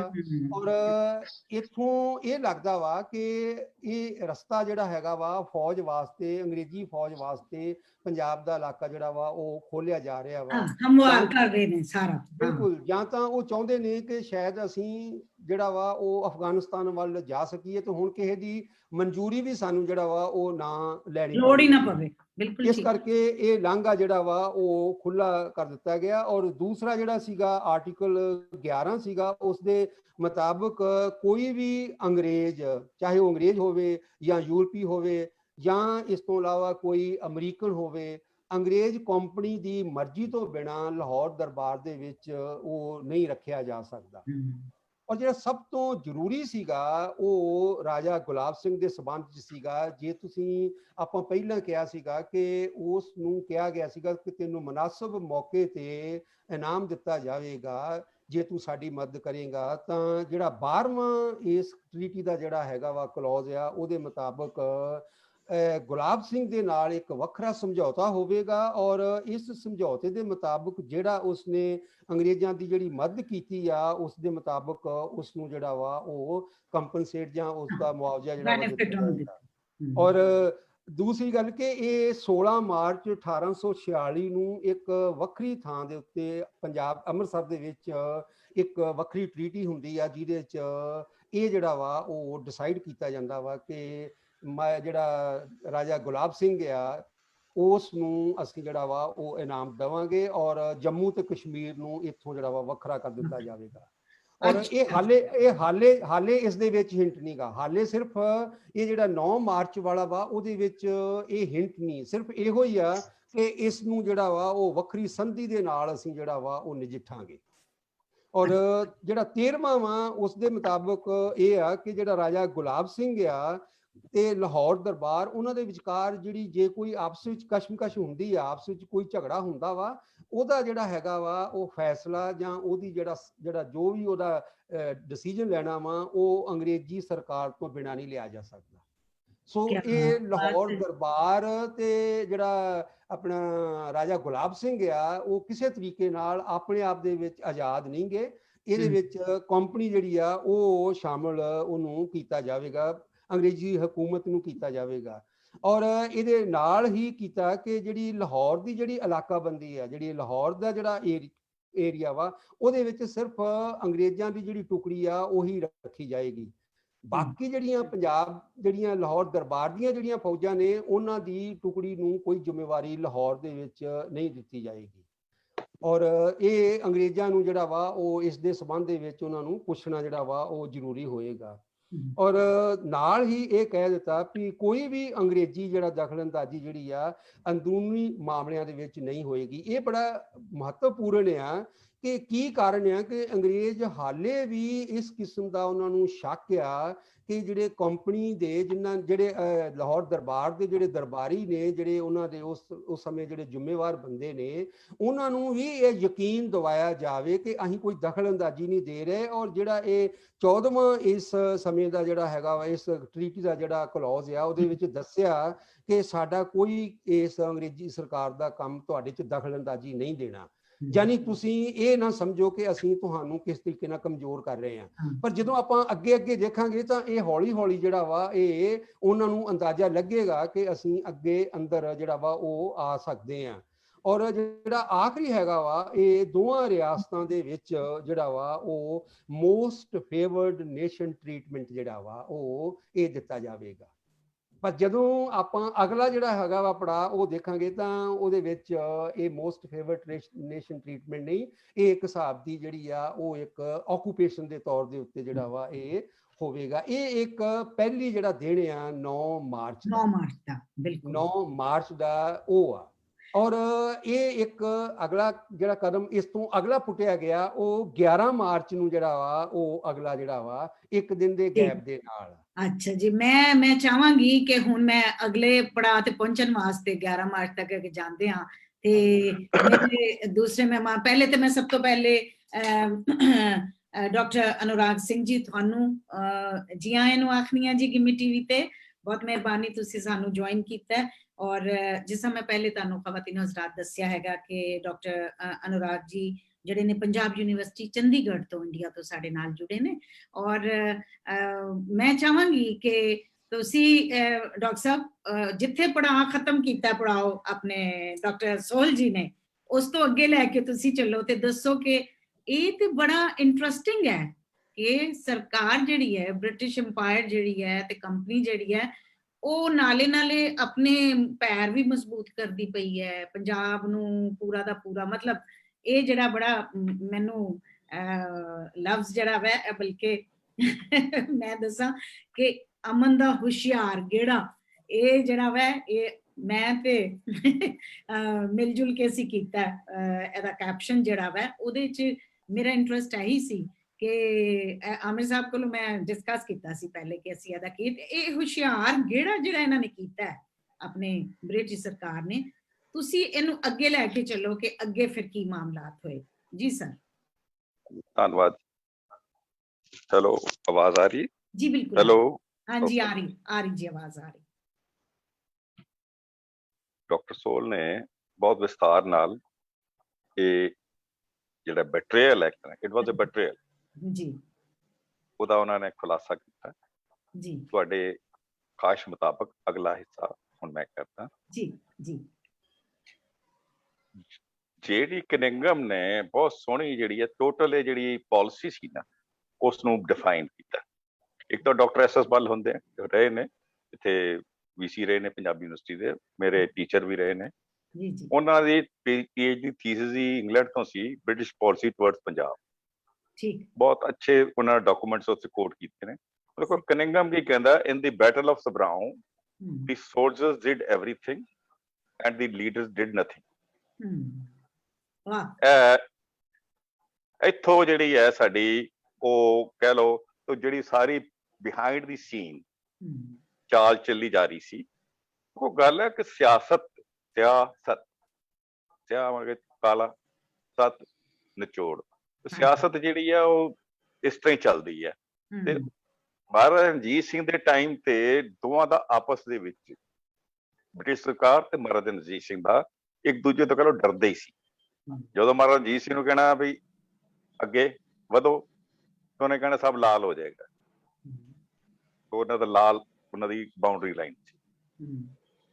ਉਹ ਹੁਣ ਤੁਸੀਂ ਦੇਖੋਗੇ ਜਦੋਂ ਇਹ ਤਿੰਨ ਬੰਦੇ ਸੀ ਲਾਹੌਰ ਦਰਬਾਰ ਦੇ, ਕਮਾਂਡਰ ਇਨ ਚੀਫ ਸਹਾਰਨਪੁਰ ਦਾ ਬ੍ਰਾਹਮਣ ਤੇਜ ਸਿੰਘ, ਲਾਲ ਸਿੰਘ ਮਿਨਿਸਟਰ ਆਫ ਦੀ ਸਿੱਖ ਦਰਬਾਰ, ਜਿਹੜਾ ਦਰਬਾਰ ਦਾ ਰਾਜਾ ਗੁਲਾਬ ਸਿੰਘ, ਜੰਮੂ ਫੌਕਸ ਜਿਹਨੂੰ ਕਿਹਾ ਜਾਂਦਾ, ਇਹ ਮਹਾਰਾਣੀ ਸਦਾ ਕੌਰ ਰਲ ਕੇ ਵੀ ਇਹਨੇ ਸ਼ੁਰੂ ਤੋਂ ਹੀ ਇਹਨੇ ਮਤਲਬ ਕਿ ਚਾਲਾਂ ਬਥੇਰੀਆਂ ਖੇਡੀਆਂ। ਕੋਈ ਇਹਦੇ ਤੇ ਪੂਰੀ ਬੁੱਕ ਆਈ ਆ ਬਾਬਾ ਸਤਿੰਦਰ ਸਿੰਘ ਦੀ, ਅੱਛਾ ਜੰਮੂ ਫੌਕਸ। ਓਕੇ ਹੁਣ ਇਹ ਤਿੰਨਾਂ ਨੂੰ ਸਰਕਾਰ ਨੇ ਪਹਿਲਾਂ ਕੱਢ ਲਿਆ ਔਰ ਕਲੀਅਰ ਸਾਡੇ ਜਿੰਨੇ ਹੋ ਸਕਦੇ ਇਹਨਾਂ ਦੇ ਸੀਕ੍ਰੇਟ ਡਾਕੂਮੈਂਟਸ ਨੇ ਪਬਲਿਸ਼ ਹੋਏ ਨੇ, ਹੁਣ ਬੜੇ ਕਲੀਅਰ ਲਿਖਦੇ ਨੇ ਵੀ ਇਹ ਤਿੰਨ ਨਾ ਹੁੰਦੇ ਅੰਗਰੇਜ਼ ਸਰਕਾਰ ਜਿੱਤ ਨਹੀਂ ਸਕਦੀ। ਤਿੰਨਾਂ ਨੂੰ ਰਿਵਾਰਡ ਦੀ ਬਲਕਿ ਜਿਵੇਂ ਅੱਜ ਦੇ ਲੈਂਗੁਏਜ ਚ ਬੋਲੀਏ, they were the tool kits. Okay, yes, very appropriate word, the tool kits. Tool Exactly. kits. Yeah. ਔਰ ਇੱਕ ਕਹਾਵਤ ਹੈ, tools and fools are always misused. Exactly. क्या बात कही जे, वाह डॉक्टर साहब, दिल खुश हो गया। Tools and fools are always the हाँ exactly. ਇਹਨਾਂ ਨੂੰ ਲਾਲਚ ਕੀ ਦਿੱਤਾ ਗਿਆ ਵੀ ਤੁਹਾਨੂੰ ਗੋਲਡ ਦਿੱਤਾ ਜਾਏਗਾ। ਅੱਜ ਵੀ ਸਾਰਾ ਜਿਹੜੇ ਦੇਖੋ, ਪੰਜਾਬ ਇੱਕ ਐਸੀ ਧਰਤੀ ਹੈ ਜਿਸ ਤੇ ਹਿੰਦੁਸਤਾਨ ਦੀ ਜਿਹੜੀ ਆ ਕਹਿ ਲਓ ਸਾਰੀ ਸਭਿਅਤਾ ਉਭਰੀ ਤੇ ਫੈਲੀ। ਜਿੰਨੇ ਦੇਵੀ ਦੇਵਤੇ, ਪੈਗੰਬਰ ਔਰ ਭਗਤ ਇਸ ਧਰਤੀ ਤੇ ਪੈਦਾ ਹੋਏ, ਕਿਤੇ ਪੈਦਾ ਨਹੀਂ ਹੋਏ। True. ਪਹਿਲਾ ਜਿਹੜਾ ਸੂਫੀ ਕਲਾਸਿਕ ਕਸ਼ਫਲ ਮਜ਼ਾਹਬ ਅਲ ਹਜ਼ੂਰੀ ਦਾ, ਉਹ ਇੱਥੇ ਲਿਖਿਆ ਗਿਆ। ਠੀਕ ਹੈ, ਰਿਗਵੇਦ ਫੇਰ ਇੱਧਰ ਲਿਖਿਆ ਗਿਆ। ਫਿਰ ਰਿਸ਼ੀ ਸਾਂਡਲਿਆ ਹੋਏ ਨੇ, ਜਿਹਦੇ ਸੰਦਲਬਾਰ ਪਾਕਿਸਤਾਨ ਚ ਆਉਂਦਾ, ਜਿੱਥੇ ਗੁਰੂ ਨਾਨਕ ਜੀ ਪੈਦਾ ਹੁੰਦੇ ਨੇ, ਉਹਦੇ ਸਾਂਡਲਿਆ ਸੂਤਰ ਨੇ। ਫਿਰ ਗੁਰਬਾਣੀ ਸਾਰੀ ਇਸ ਇਲਾਕੇ ਚ ਰਚੀ ਜਾਂਦੀ ਹੈ, ਬਿਲਕੁਲ ਪੰਜਾਬ ਚ। ਫਿਰ ਜਿਹੜਾ ਸੁਲਤਾਨਪੁਰ ਲੋਧੀ ਹੈ, ਬੁੱਧਿਸਟ ਟੈਕਸਟ ਜਿਹੜੇ ਬੁੱਧ ਦੀ ਡੈਥ ਤੋਂ ਬਾਅਦ ਇੱਥੇ ਫਾਈਨਲਾਈਜ਼ ਹੁੰਦੇ ਨੇ। ਗੀਤਾ ਇੱਥੇ ਲਿਖੀ ਜਾਂਦੀ ਹੈ, ਜਿਹੜੇ ਮੈਂ ਪੁਰਾਣੇ ਪੰਜਾਬ ਦੀ ਗੱਲ। ਹਾਂਜੀ ਬਿਲਕੁਲ ਸਹੀ। ਠੀਕ ਹੈ, ਔਰ ਰਾਮਾਇਣ ਦਾ ਪੋਰਸ਼ਨ ਫਿਰ ਉਧਰ ਪੰਜਾਬ ਚ ਹੀ ਹੈ, ਲਾਸਟ ਪੋਰਸ਼ਨ ਉੱਤਰਾਖੰਡ। ਫਿਰ ਜੇ ਦੇਖੇ ਟੈਕਸਲਾ, ਉਹ ਐਡੀ ਵੱਡੀ ਜਿਹੜੀ ਹੜੱਪਾ ਪੂਰੀ ਦੀ ਪੂਰੀ ਪੂਰਾ ਵਸੇਬ ਹੀ ਪੂਰਾ ਉੱਥੋਂ। ਉਹ ਇੰਨੀਆਂ ਚੀਜ਼ਾਂ ਹੋਣ ਦੇ ਬਾਵਜੂਦ ਇੱਥੋਂ ਹੀ ਹਮਲਾਵਰ ਹੈ। ਇਹੀ ਜਿਹੜਾ ਸਟੇਟ ਹੈ, ਇਹੀ ਜਿਹੜੀ ਹੈਗੀ ਆ ਕਹ ਲਓ ਪੰਜਾਬ, ਇਹਨੂੰ ਉਜਾੜਿਆ ਗਿਆ right from the beginning. Ancient time ਤੋਂ ਸ਼ੁਰੂ ਇਹੀ ਉਜੜਿਆ। ਇਹ ਉਜੜਨ ਦੀ ਇਹਦੀ ਹੁਣ ਇੱਕ ਦਾਸਤਾਨ ਚੱਲਦੀ ਹੈ, ਇਹ ਤਿੰਨ ਗਦਾਰਾਂ ਦੇ ਨਾਲ, ਲਾਲ ਸਿੰਘ, ਤੇਜ ਸਿੰਘ, ਗੁਲਾਬ ਸਿੰਘ। ਹੁਣ ਬ੍ਰਿਟਿਸ਼ ਸਰਕਾਰ ਨੇ, ਤੁਸੀਂ ਇਹ ਦੇਖੋ, ਮਹਾਰਾਜਾ ਜੀ ਦੀ ਡੈਥ ਹੁੰਦੀ ਹੈ, 12 ਕਰੋੜ ਖਜ਼ਾਨੇ ਚ ਰੁਪਈਆ, ਤੇ ਉਹ 12 ਕਰੋੜ ਜਿਹੜਾ ਹੈ ਉਹ 1939 ਤੋਂ ਲੈ ਕੇ 46 ਤੱਕ 17 ਸਾਲਾਂ ਚ ਉਹ ਗਾਇਬ ਹੋ ਗਿਆ। ਕਿ 1.5 ਕਰੋੜ ਫਾਈਨ ਦੇਣ ਨੂੰ ਨਹੀਂ ਹੈਗਾ। ਪਰ ਗੁਲਾਬ ਸਿੰਘ ਕੋਲ 75 ਲੱਖ ਰੁਪਏ ਹੈ ਕਸ਼ਮੀਰ ਜੰਮੂ ਖਰੀਦਣ ਲਈ। ਐਗਜ਼ੈਕਟਲੀ। ਠੀਕ ਹੈ, ਤਾਂ ਇਹ ਲੁੱਟ ਖਸੁੱਟ ਤੇ ਮਰਡਰ ਦਾ ਜਿਹੜਾ ਸੀ ਨਾ ਬਲੱਡ ਬਾਥ, ਇਹ ਰਣਜੀਤ ਸਿੰਘ ਦੀ ਡੈਥ ਤੋਂ ਬਾਅਦ ਸ਼ੁਰੂ ਹੁੰਦਾ। ਉਹ ਚ ਲੁੱਟ ਖਸੁੱਟ ਵੀ ਪੂਰੀ ਹੁੰਦੀ। ਉਸ ਲੁੱਟ ਖਸੁੱਟ ਦੇ ਵਿੱਚ ਅੰਗਰੇਜ਼ ਐਂਟਰ ਕਰਦੇ ਨੇ ਬਹਾਨੇ ਨਾਲ। ਉਹਨਾਂ ਨੇ ਦੇਖ ਲਿਆ ਵੀ, ਪਰ ਫਿਰ ਵੀ ਉਹਨਾਂ ਨੂੰ ਇਹ ਵਿਸ਼ਵਾਸ ਸੀ ਕਿ ਵੀ ਇਹ ਕਮਜ਼ੋਰ ਨਹੀਂ ਹੈਗੇ, ਇਹ ਅਸੀਂ ਜਿੱਤੀ ਵਾਰ। ਇਹ ਤਿੰਨ ਜਿਹੜੇ ਨੇ ਕਹਿ ਲਓ ਟੂਲਸ ਸਾਡੇ ਹੱਥ ਸਨ, ਉਹਨਾਂ ਦੇ ਥਰੂ ਜਿੱਤੀ। ਔਰ ਤਿੰਨਾਂ ਨੂੰ ਹੀ ਉਹਨਾਂ ਨੇ ਰਿਵਾਰਡ ਦਿੱਤਾ। ਕੰਪਨਸੇਸ਼ਨ ਮਤਲਬ ਜੋ ਵੀ ਰਿਵਾਰਡ ਹੈ, ਰਿਵਾਰਡ ਹੋਈ ਹੈ ਕਿ ਤੇਜ ਸਿੰਘ ਨੂੰ ਕਮਾਂਡਰ ਇਨ ਚੀਫ, ਲਾਲ ਸਿੰਘ ਨੂੰ ਆਪਣਾ ਮਿਨਿਸਟਰ ਲਾਹੌਰ ਦਰਬਾਰ ਦਾ, ਔਰ ਜਿਹੜਾ ਗੁਲਾਬ ਸਿੰਘ ਹੈ ਉਸਨੂੰ ਇੱਕ ਸੈਪਰੇਟ ਟ੍ਰੀਟੀ ਦੇ ਮੁਤਾਬਕ ਆਟੋਨਮਸ ਸਟੇਟ ਜੰਮੂ ਕਸ਼ਮੀਰ ਦੀ ਦੇ ਦਿੱਤੀ 75 ਲੱਖ ਰੁਪਏ। ਉਹ ਇਹਦੇ ਜਿਹੜੀ ਟ੍ਰੀਟੀ ਦੇ ਇੱਕ ਪੇਪਰ ਮੈਂ ਇੱਕ ਵਾਰੀ ਅਪਲੋਡ ਵੀ ਕੀਤੇ ਸੀ, ਮੈਂ ਦੁਬਾਰਾ ਅਪਲੋਡ ਕਰਾਂਗਾ ਤੁਹਾਡੇ ਲਈ। ਉਹ ਲਿਖਿਆ ਵੀ ਇੱਕ ਕਸ਼ਮੀਰੀ ਦੀ ਕੀਮਤ 1.5 ਰੁਪਇਆ ਪਈ, ਜਿਸ ਹਿਸਾਬ ਨਾਲ ਵੇਚੇ। ਵੈਸੇ ਮੇਰੀ ਗੱਲ ਸੁਣੋ, ਇਹ ਥੋੜਾ ਜਿਹਾ, ਕਿਉਂਕਿ ਮੈਨੂੰ ਨਾ, ਮੈਂ ਜਦੋਂ ਇਹੋ ਜਿਹੀ ਹਿਸਟਰੀ ਸੁਣੀ ਮੈਨੂੰ ਅੰਦਰੋਂ ਤਕਲੀਫ ਹੁੰਦੀ ਹੈ। ਔਰ ਮੇਰਾ ਪਤਾ ਕੀ ਦਿਲ ਕਰਦਾ ਜੇ ਕਿ ਕਾਸ਼ ਉਸ ਜ਼ਮਾਨੇ 'ਚ ਕੋਈ ਐਸਾ ਸੂਰਮਾ ਬੰਦੇ ਕੋਈ ਗਰੁੱਪ ਹੁੰਦਾ ਜਿਹੜਾ ਇਹੋ ਜਿਹੇ ਵੇਚਣ ਵਾਲੇ ਤੇ ਕਿਤੇ ਕਸ਼ਮੀਰੀ ਤੇ ਇਨਸਾਨਾਂ ਦੀ 1.5 ਰੁਪਇਆ ਕੀਮਤ ਲਾਉਣ ਵਾਲੀ ਜਾਂ ਕੁਛ, ਕੋਈ ਉਹਨਾਂ ਨੂੰ ਵੱਢ ਕੇ ਸੁੱਟਣ ਵਾਲਾ ਨਹੀਂ ਸੀ। ਹੋ ਗਿਆ ਨਹੀਂ। ਹੁਣ ਦੇਖੋ ਨਾ, ਗੁਲਾਬ ਸਿੰਘ ਦੇ ਗੁਲਾਬ ਸਿੰਘ ਨੂੰ ਤਾਂ ਬਣਾਤਾ, ਰਾਜਾ ਤਾਂ ਬਣਾਤਾ। ਠੀਕ ਹੈ। ਉਧਰ ਜਿਹੜਾ ਕਸ਼ਮੀਰ ਦਾ ਗਵਰਨਰ ਲਾਇਆ ਸੀ, ਉਹ ਲਾਇਆ ਸੀ ਕੀ ਨਾਂ ਉਹਦਾ ਸੀ, ਸ਼ੇਖ ਸ਼ੇਖ ਮਾਮੂਦੀਨ ਨੂੰ ਗਵਰਨਰ ਲਗਾਤਾ ਕਸ਼ਮੀਰ ਦਾ। ਇਧਰੋਂ ਇਹਨੂੰ ਸਟੇਟ ਦੇ ਦਿੱਤੀ। ਠੀਕ ਹੈ। ਅੱਛਾ, ਇਧਰੋਂ ਜਿਹੜਾ ਲਾਲ ਸਿੰਘ ਸੀ, ਹੁਣ ਉਹ ਆਪਣੀ ਹਰਕਤਾਂ ਤੋਂ ਹਟਦਾ ਤੇ ਹੈ ਨਹੀਂ। ਬ੍ਰਿਟਿਸ਼ ਸਰਕਾਰ ਤੋਂ ਤੋਹਫੇ ਜੋ ਲੈਣੇ ਸੀ ਲੈ ਲਏ, ਨੇਚਰ ਪਰ ਕਾਂਟ ਚੇਂਜ। ਉਹਨੇ ਉਹਨੂੰ ਦੇਤੀ, ਉਹਨੂੰ ਚਿੱਠੀਆਂ ਲਿਖੀਆਂ 3 ਗਵਰਨਰ ਨੂੰ ਵੀ ਗੁਲਾਬ ਸਿੰਘ ਨੂੰ ਕਬਜ਼ਾ ਨਾ ਦੇਈ, ਇਹ ਚ ਰੋੜੇ ਅਟਕਾਈ। ਉਹ ਫਿਰ ਜਦੋਂ ਉਹਦੇ ਰੋੜੇ ਅਟਕਾਏ ਗਏ ਤੇ ਨੈਚੁਰਲ ਅੰਗਰੇਜ਼ਾਂ ਨੇ ਵਾਅਦਾ ਕੀਤਾ ਸੀ, ਉਹਨਾਂ ਨੇ ਉਹਨੂੰ ਅਰੈਸਟ ਕਰ ਲਿਆ। ਜਦੋਂ ਅਰੈਸਟ ਕੀਤਾ, ਉਹਨੇ ਲਾਲ ਸਿੰਘ ਨੇ ਲਿਖੀਆਂ 3 ਚਿੱਠੀਆਂ ਫੜਾਤੀਆਂ, ਆਹ ਲੋ ਜੀ, ਇਹਨਾਂ ਨੇ ਕਿਹਾ ਸੀ ਮੈਂ ਤੇ ਇਹਦੇ ਕੇ ਤੇ ਕੀਤਾ। ਉਹ ਫਿਰ ਲਾਲ ਸਿੰਘ ਦੀ ਵੀ ਬਿਸਤਰਾ ਗੋਲ ਕੀਤਾ ਗਿਆ। ਉਹਨੂੰ 2000 ਦੀ ਪੈਨਸ਼ਨ ਦੇ ਕੇ ਤੇ ਬਨਾਰਸ ਕਹਿੰਦਾ ਵੀ ਜਿਹੜਾ ਤੇਰਾ ਓਰੀਜਨਲ ਹੋਮ ਹੈ ਨਾ, ਉੱਥੇ ਜਾ ਕੇ ਪਾਠ ਪੂਜਾ ਕਰ, ਜਾ ਕੇ ਹੁੰਦਾ ਹੈ, ਜਾ ਉੱਥੇ। ਸਿਆਸਤ ਦੇ ਵਿੱਚ ਕੋਈ ਬੰਦਾ ਜਦੋਂ ਸਿਆਸਤਦਾਨ ਤੋਂ ਉੱਚਾ ਹੋ ਜਾਂਦਾ ਨਾ, ਚਾਹੇ ਲਿਆਕਤ ਚ ਉੱਚਾ ਹੋ ਜਾਏ ਜਾਂ ਪਾਵਰ ਚ, ਉਹਦਾ ਖਾਤਮਾ ਪੱਕਾ।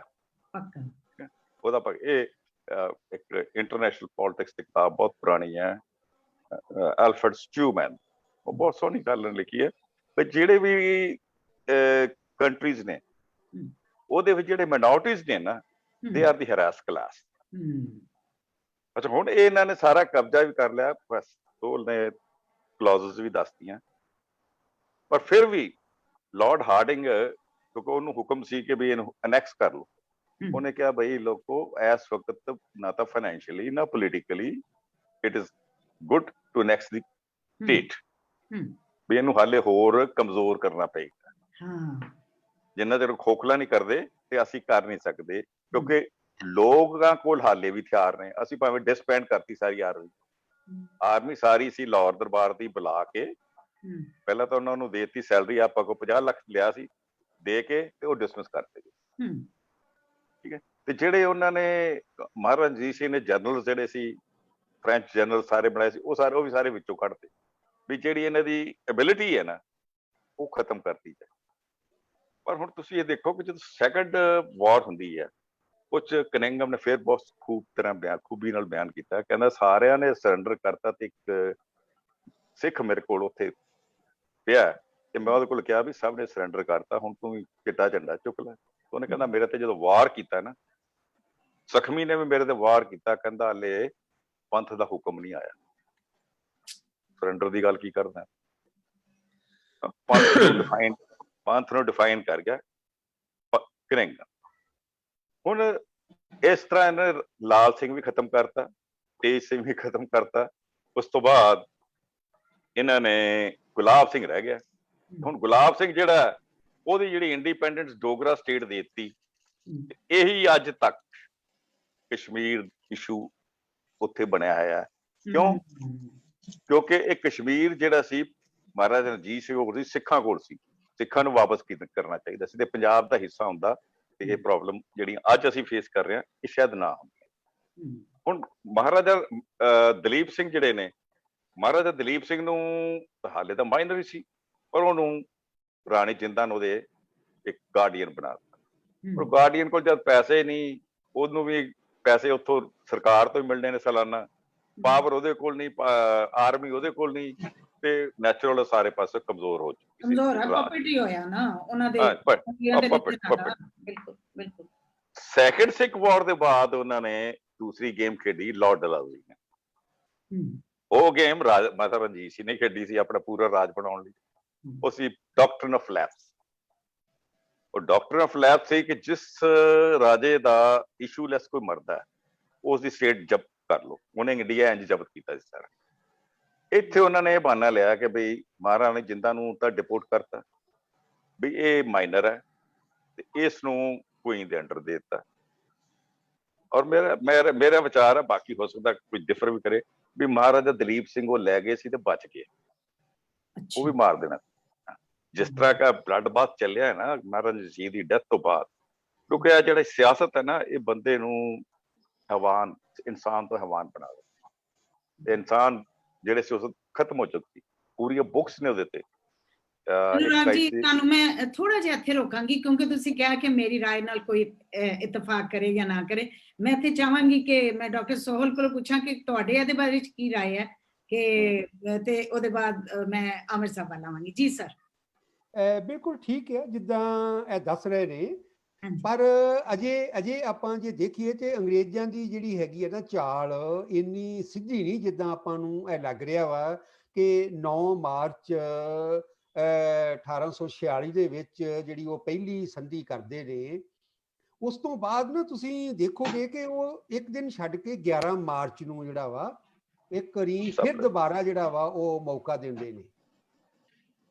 ਅੱਛਾ, ਉਹਨਾਂ ਨੇ 11 ਮਾਰਚ ਦਾ ਜਦੋਂ ਤੁਸੀਂ ਦੇਖੋਗੇ ਨਾ ਤਾਂ ਇਹਦੇ ਵਿੱਚ ਜੇ 16 ਆਰਟੀਕਲ ਨੇ ਤੇ 11 ਮਾਰਚ ਵਾਲਾ ਜਿਹੜਾ ਕੰਮ ਆ ਉਹਦੇ ਵਿੱਚ, ਕਿਉਂਕਿ ਨਾ ਇਹਨਾਂ ਨੂੰ ਡਰ ਲੱਗਾ ਹੋਇਆ ਵਾ ਕਿ ਜਿੰਨੀ ਜ਼ਬਰਦਸਤ ਲੜਾਈ ਜਿਹੜੀ ਆ ਉਹ ਸਿੱਖਾਂ ਨੇ ਕੀਤੀ ਆ, ਉਸ ਹਿਸਾਬ ਦੇ ਨਾਲ ਇਸ ਇਲਾਕੇ 'ਚ ਇੱਕਦਮ ਆਪਣੀ ਜਿਹੜੀਆਂ ਖਾਹਿਸ਼ਾਂ ਨੇ, ਆਪਣੀ ਸਕੀਮ ਦੱਸਣੀ ਖਤਰਨਾਕ ਆ ਤੇ ਅਸੀਂ ਹੌਲੀ ਹੌਲੀ ਜਿਹੜਾ ਵਾ ਇਹ ਕਰਦੇ ਆ।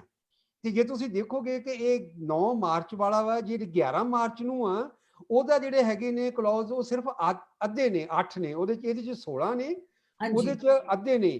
ਪਰ ਇਹਦੇ ਚ ਕੀ ਕਰਦੇ ਆ ਕਿ ਹੁਣ ਉਹਨਾਂ ਨੇ ਇਹ ਸੋਚ ਲਿਆ 11 ਮਾਰਚ ਦੀ ਜਿਹੜੀ ਮੀਟਿੰਗ ਆ ਉਹਦੇ ਵਿੱਚ ਦੁਬਾਰਾ ਫਿਰ ਇਕੱਠੇ ਹੁੰਦੇ ਆ ਤੇ ਰਾਜੇ ਦੀ ਹੁਣ ਸਿਕਿਉਰਿਟੀ ਦਾ ਪੈ ਗਿਆ ਫਿਕਰ ਕਿ ਮਹਾਰਾਜੇ ਨੂੰ ਜਿਹੜਾ ਵਾ ਦਲੀਪ ਸਿੰਘ ਨੂੰ ਕਿੱਦਾਂ ਜਿਹੜਾ ਵਾ ਉਹ ਬਚਾ ਕੇ ਰੱਖਣਾ ਵਾ, ਕਿਤੇ ਇਹੋ ਹੀ ਦੁਬਾਰਾ ਫਿਰ ਵੱਢ ਫੱਟ ਨਾ ਹੋ ਜਾਵੇ ਤੇ ਅਸੀਂ ਜਿਹੜਾ ਵਾ ਉਹ ਫਿਰ ਕਿਸ ਤਰੀਕੇ ਨਾਲ ਇੱਥੇ ਆਪਣੀ ਜਿਹੜੀ ਆ ਉਹ ਹਾਜ਼ਰੀ ਰੱਖਾਂਗੇ। ਹਾਲੇ ਤੁਸੀਂ ਨਾ ਜਿੱਦਾਂ ਡਾਕਟਰ ਸਾਹਿਬ ਨੇ ਦੱਸਿਆ ਵਾ ਨਾ, ਅਨੁਰਾਗ ਸਿੰਘ ਹੋਰਾਂ ਜੀ ਨੇ, ਕਿ ਗੁਲਾਬ ਸਿੰਘ ਨੂੰ ਅਜੇ ਉਹ ਪਹਿਲੇ ਦੇ ਵਿੱਚ ਰਾਜਾ ਹੀ ਕਹਿੰਦੇ ਆ, ਅਜੇ ਉਹਦੇ ਹੱਥ ਕੁਛ ਨਹੀਂ ਦਿੱਤਾ।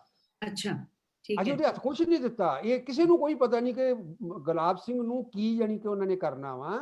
ਉਹਨੂੰ ਸਿਰਫ ਇਹੋ ਹੀ ਕਿਹਾ ਗਿਆ ਵਾ ਉਸ ਸਮੇਂ ਕਿ ਇਹਦੇ ਨਾਲ ਜਿਹੜਾ ਵਾ ਉਹ ਇੱਕ ਸੰਧੀ ਜਿਹੜੀ ਹੋਊਗੀ, ਦੱਸਿਆ ਨਹੀਂ ਵੀ ਕਿਹੜੀ ਸੰਧੀ ਹੈ। ਉਹ ਸੰਧੀ ਜਿਹੜੀ ਆ 16 ਮਾਰਚ ਨੂੰ ਹੁੰਦੀ ਆ।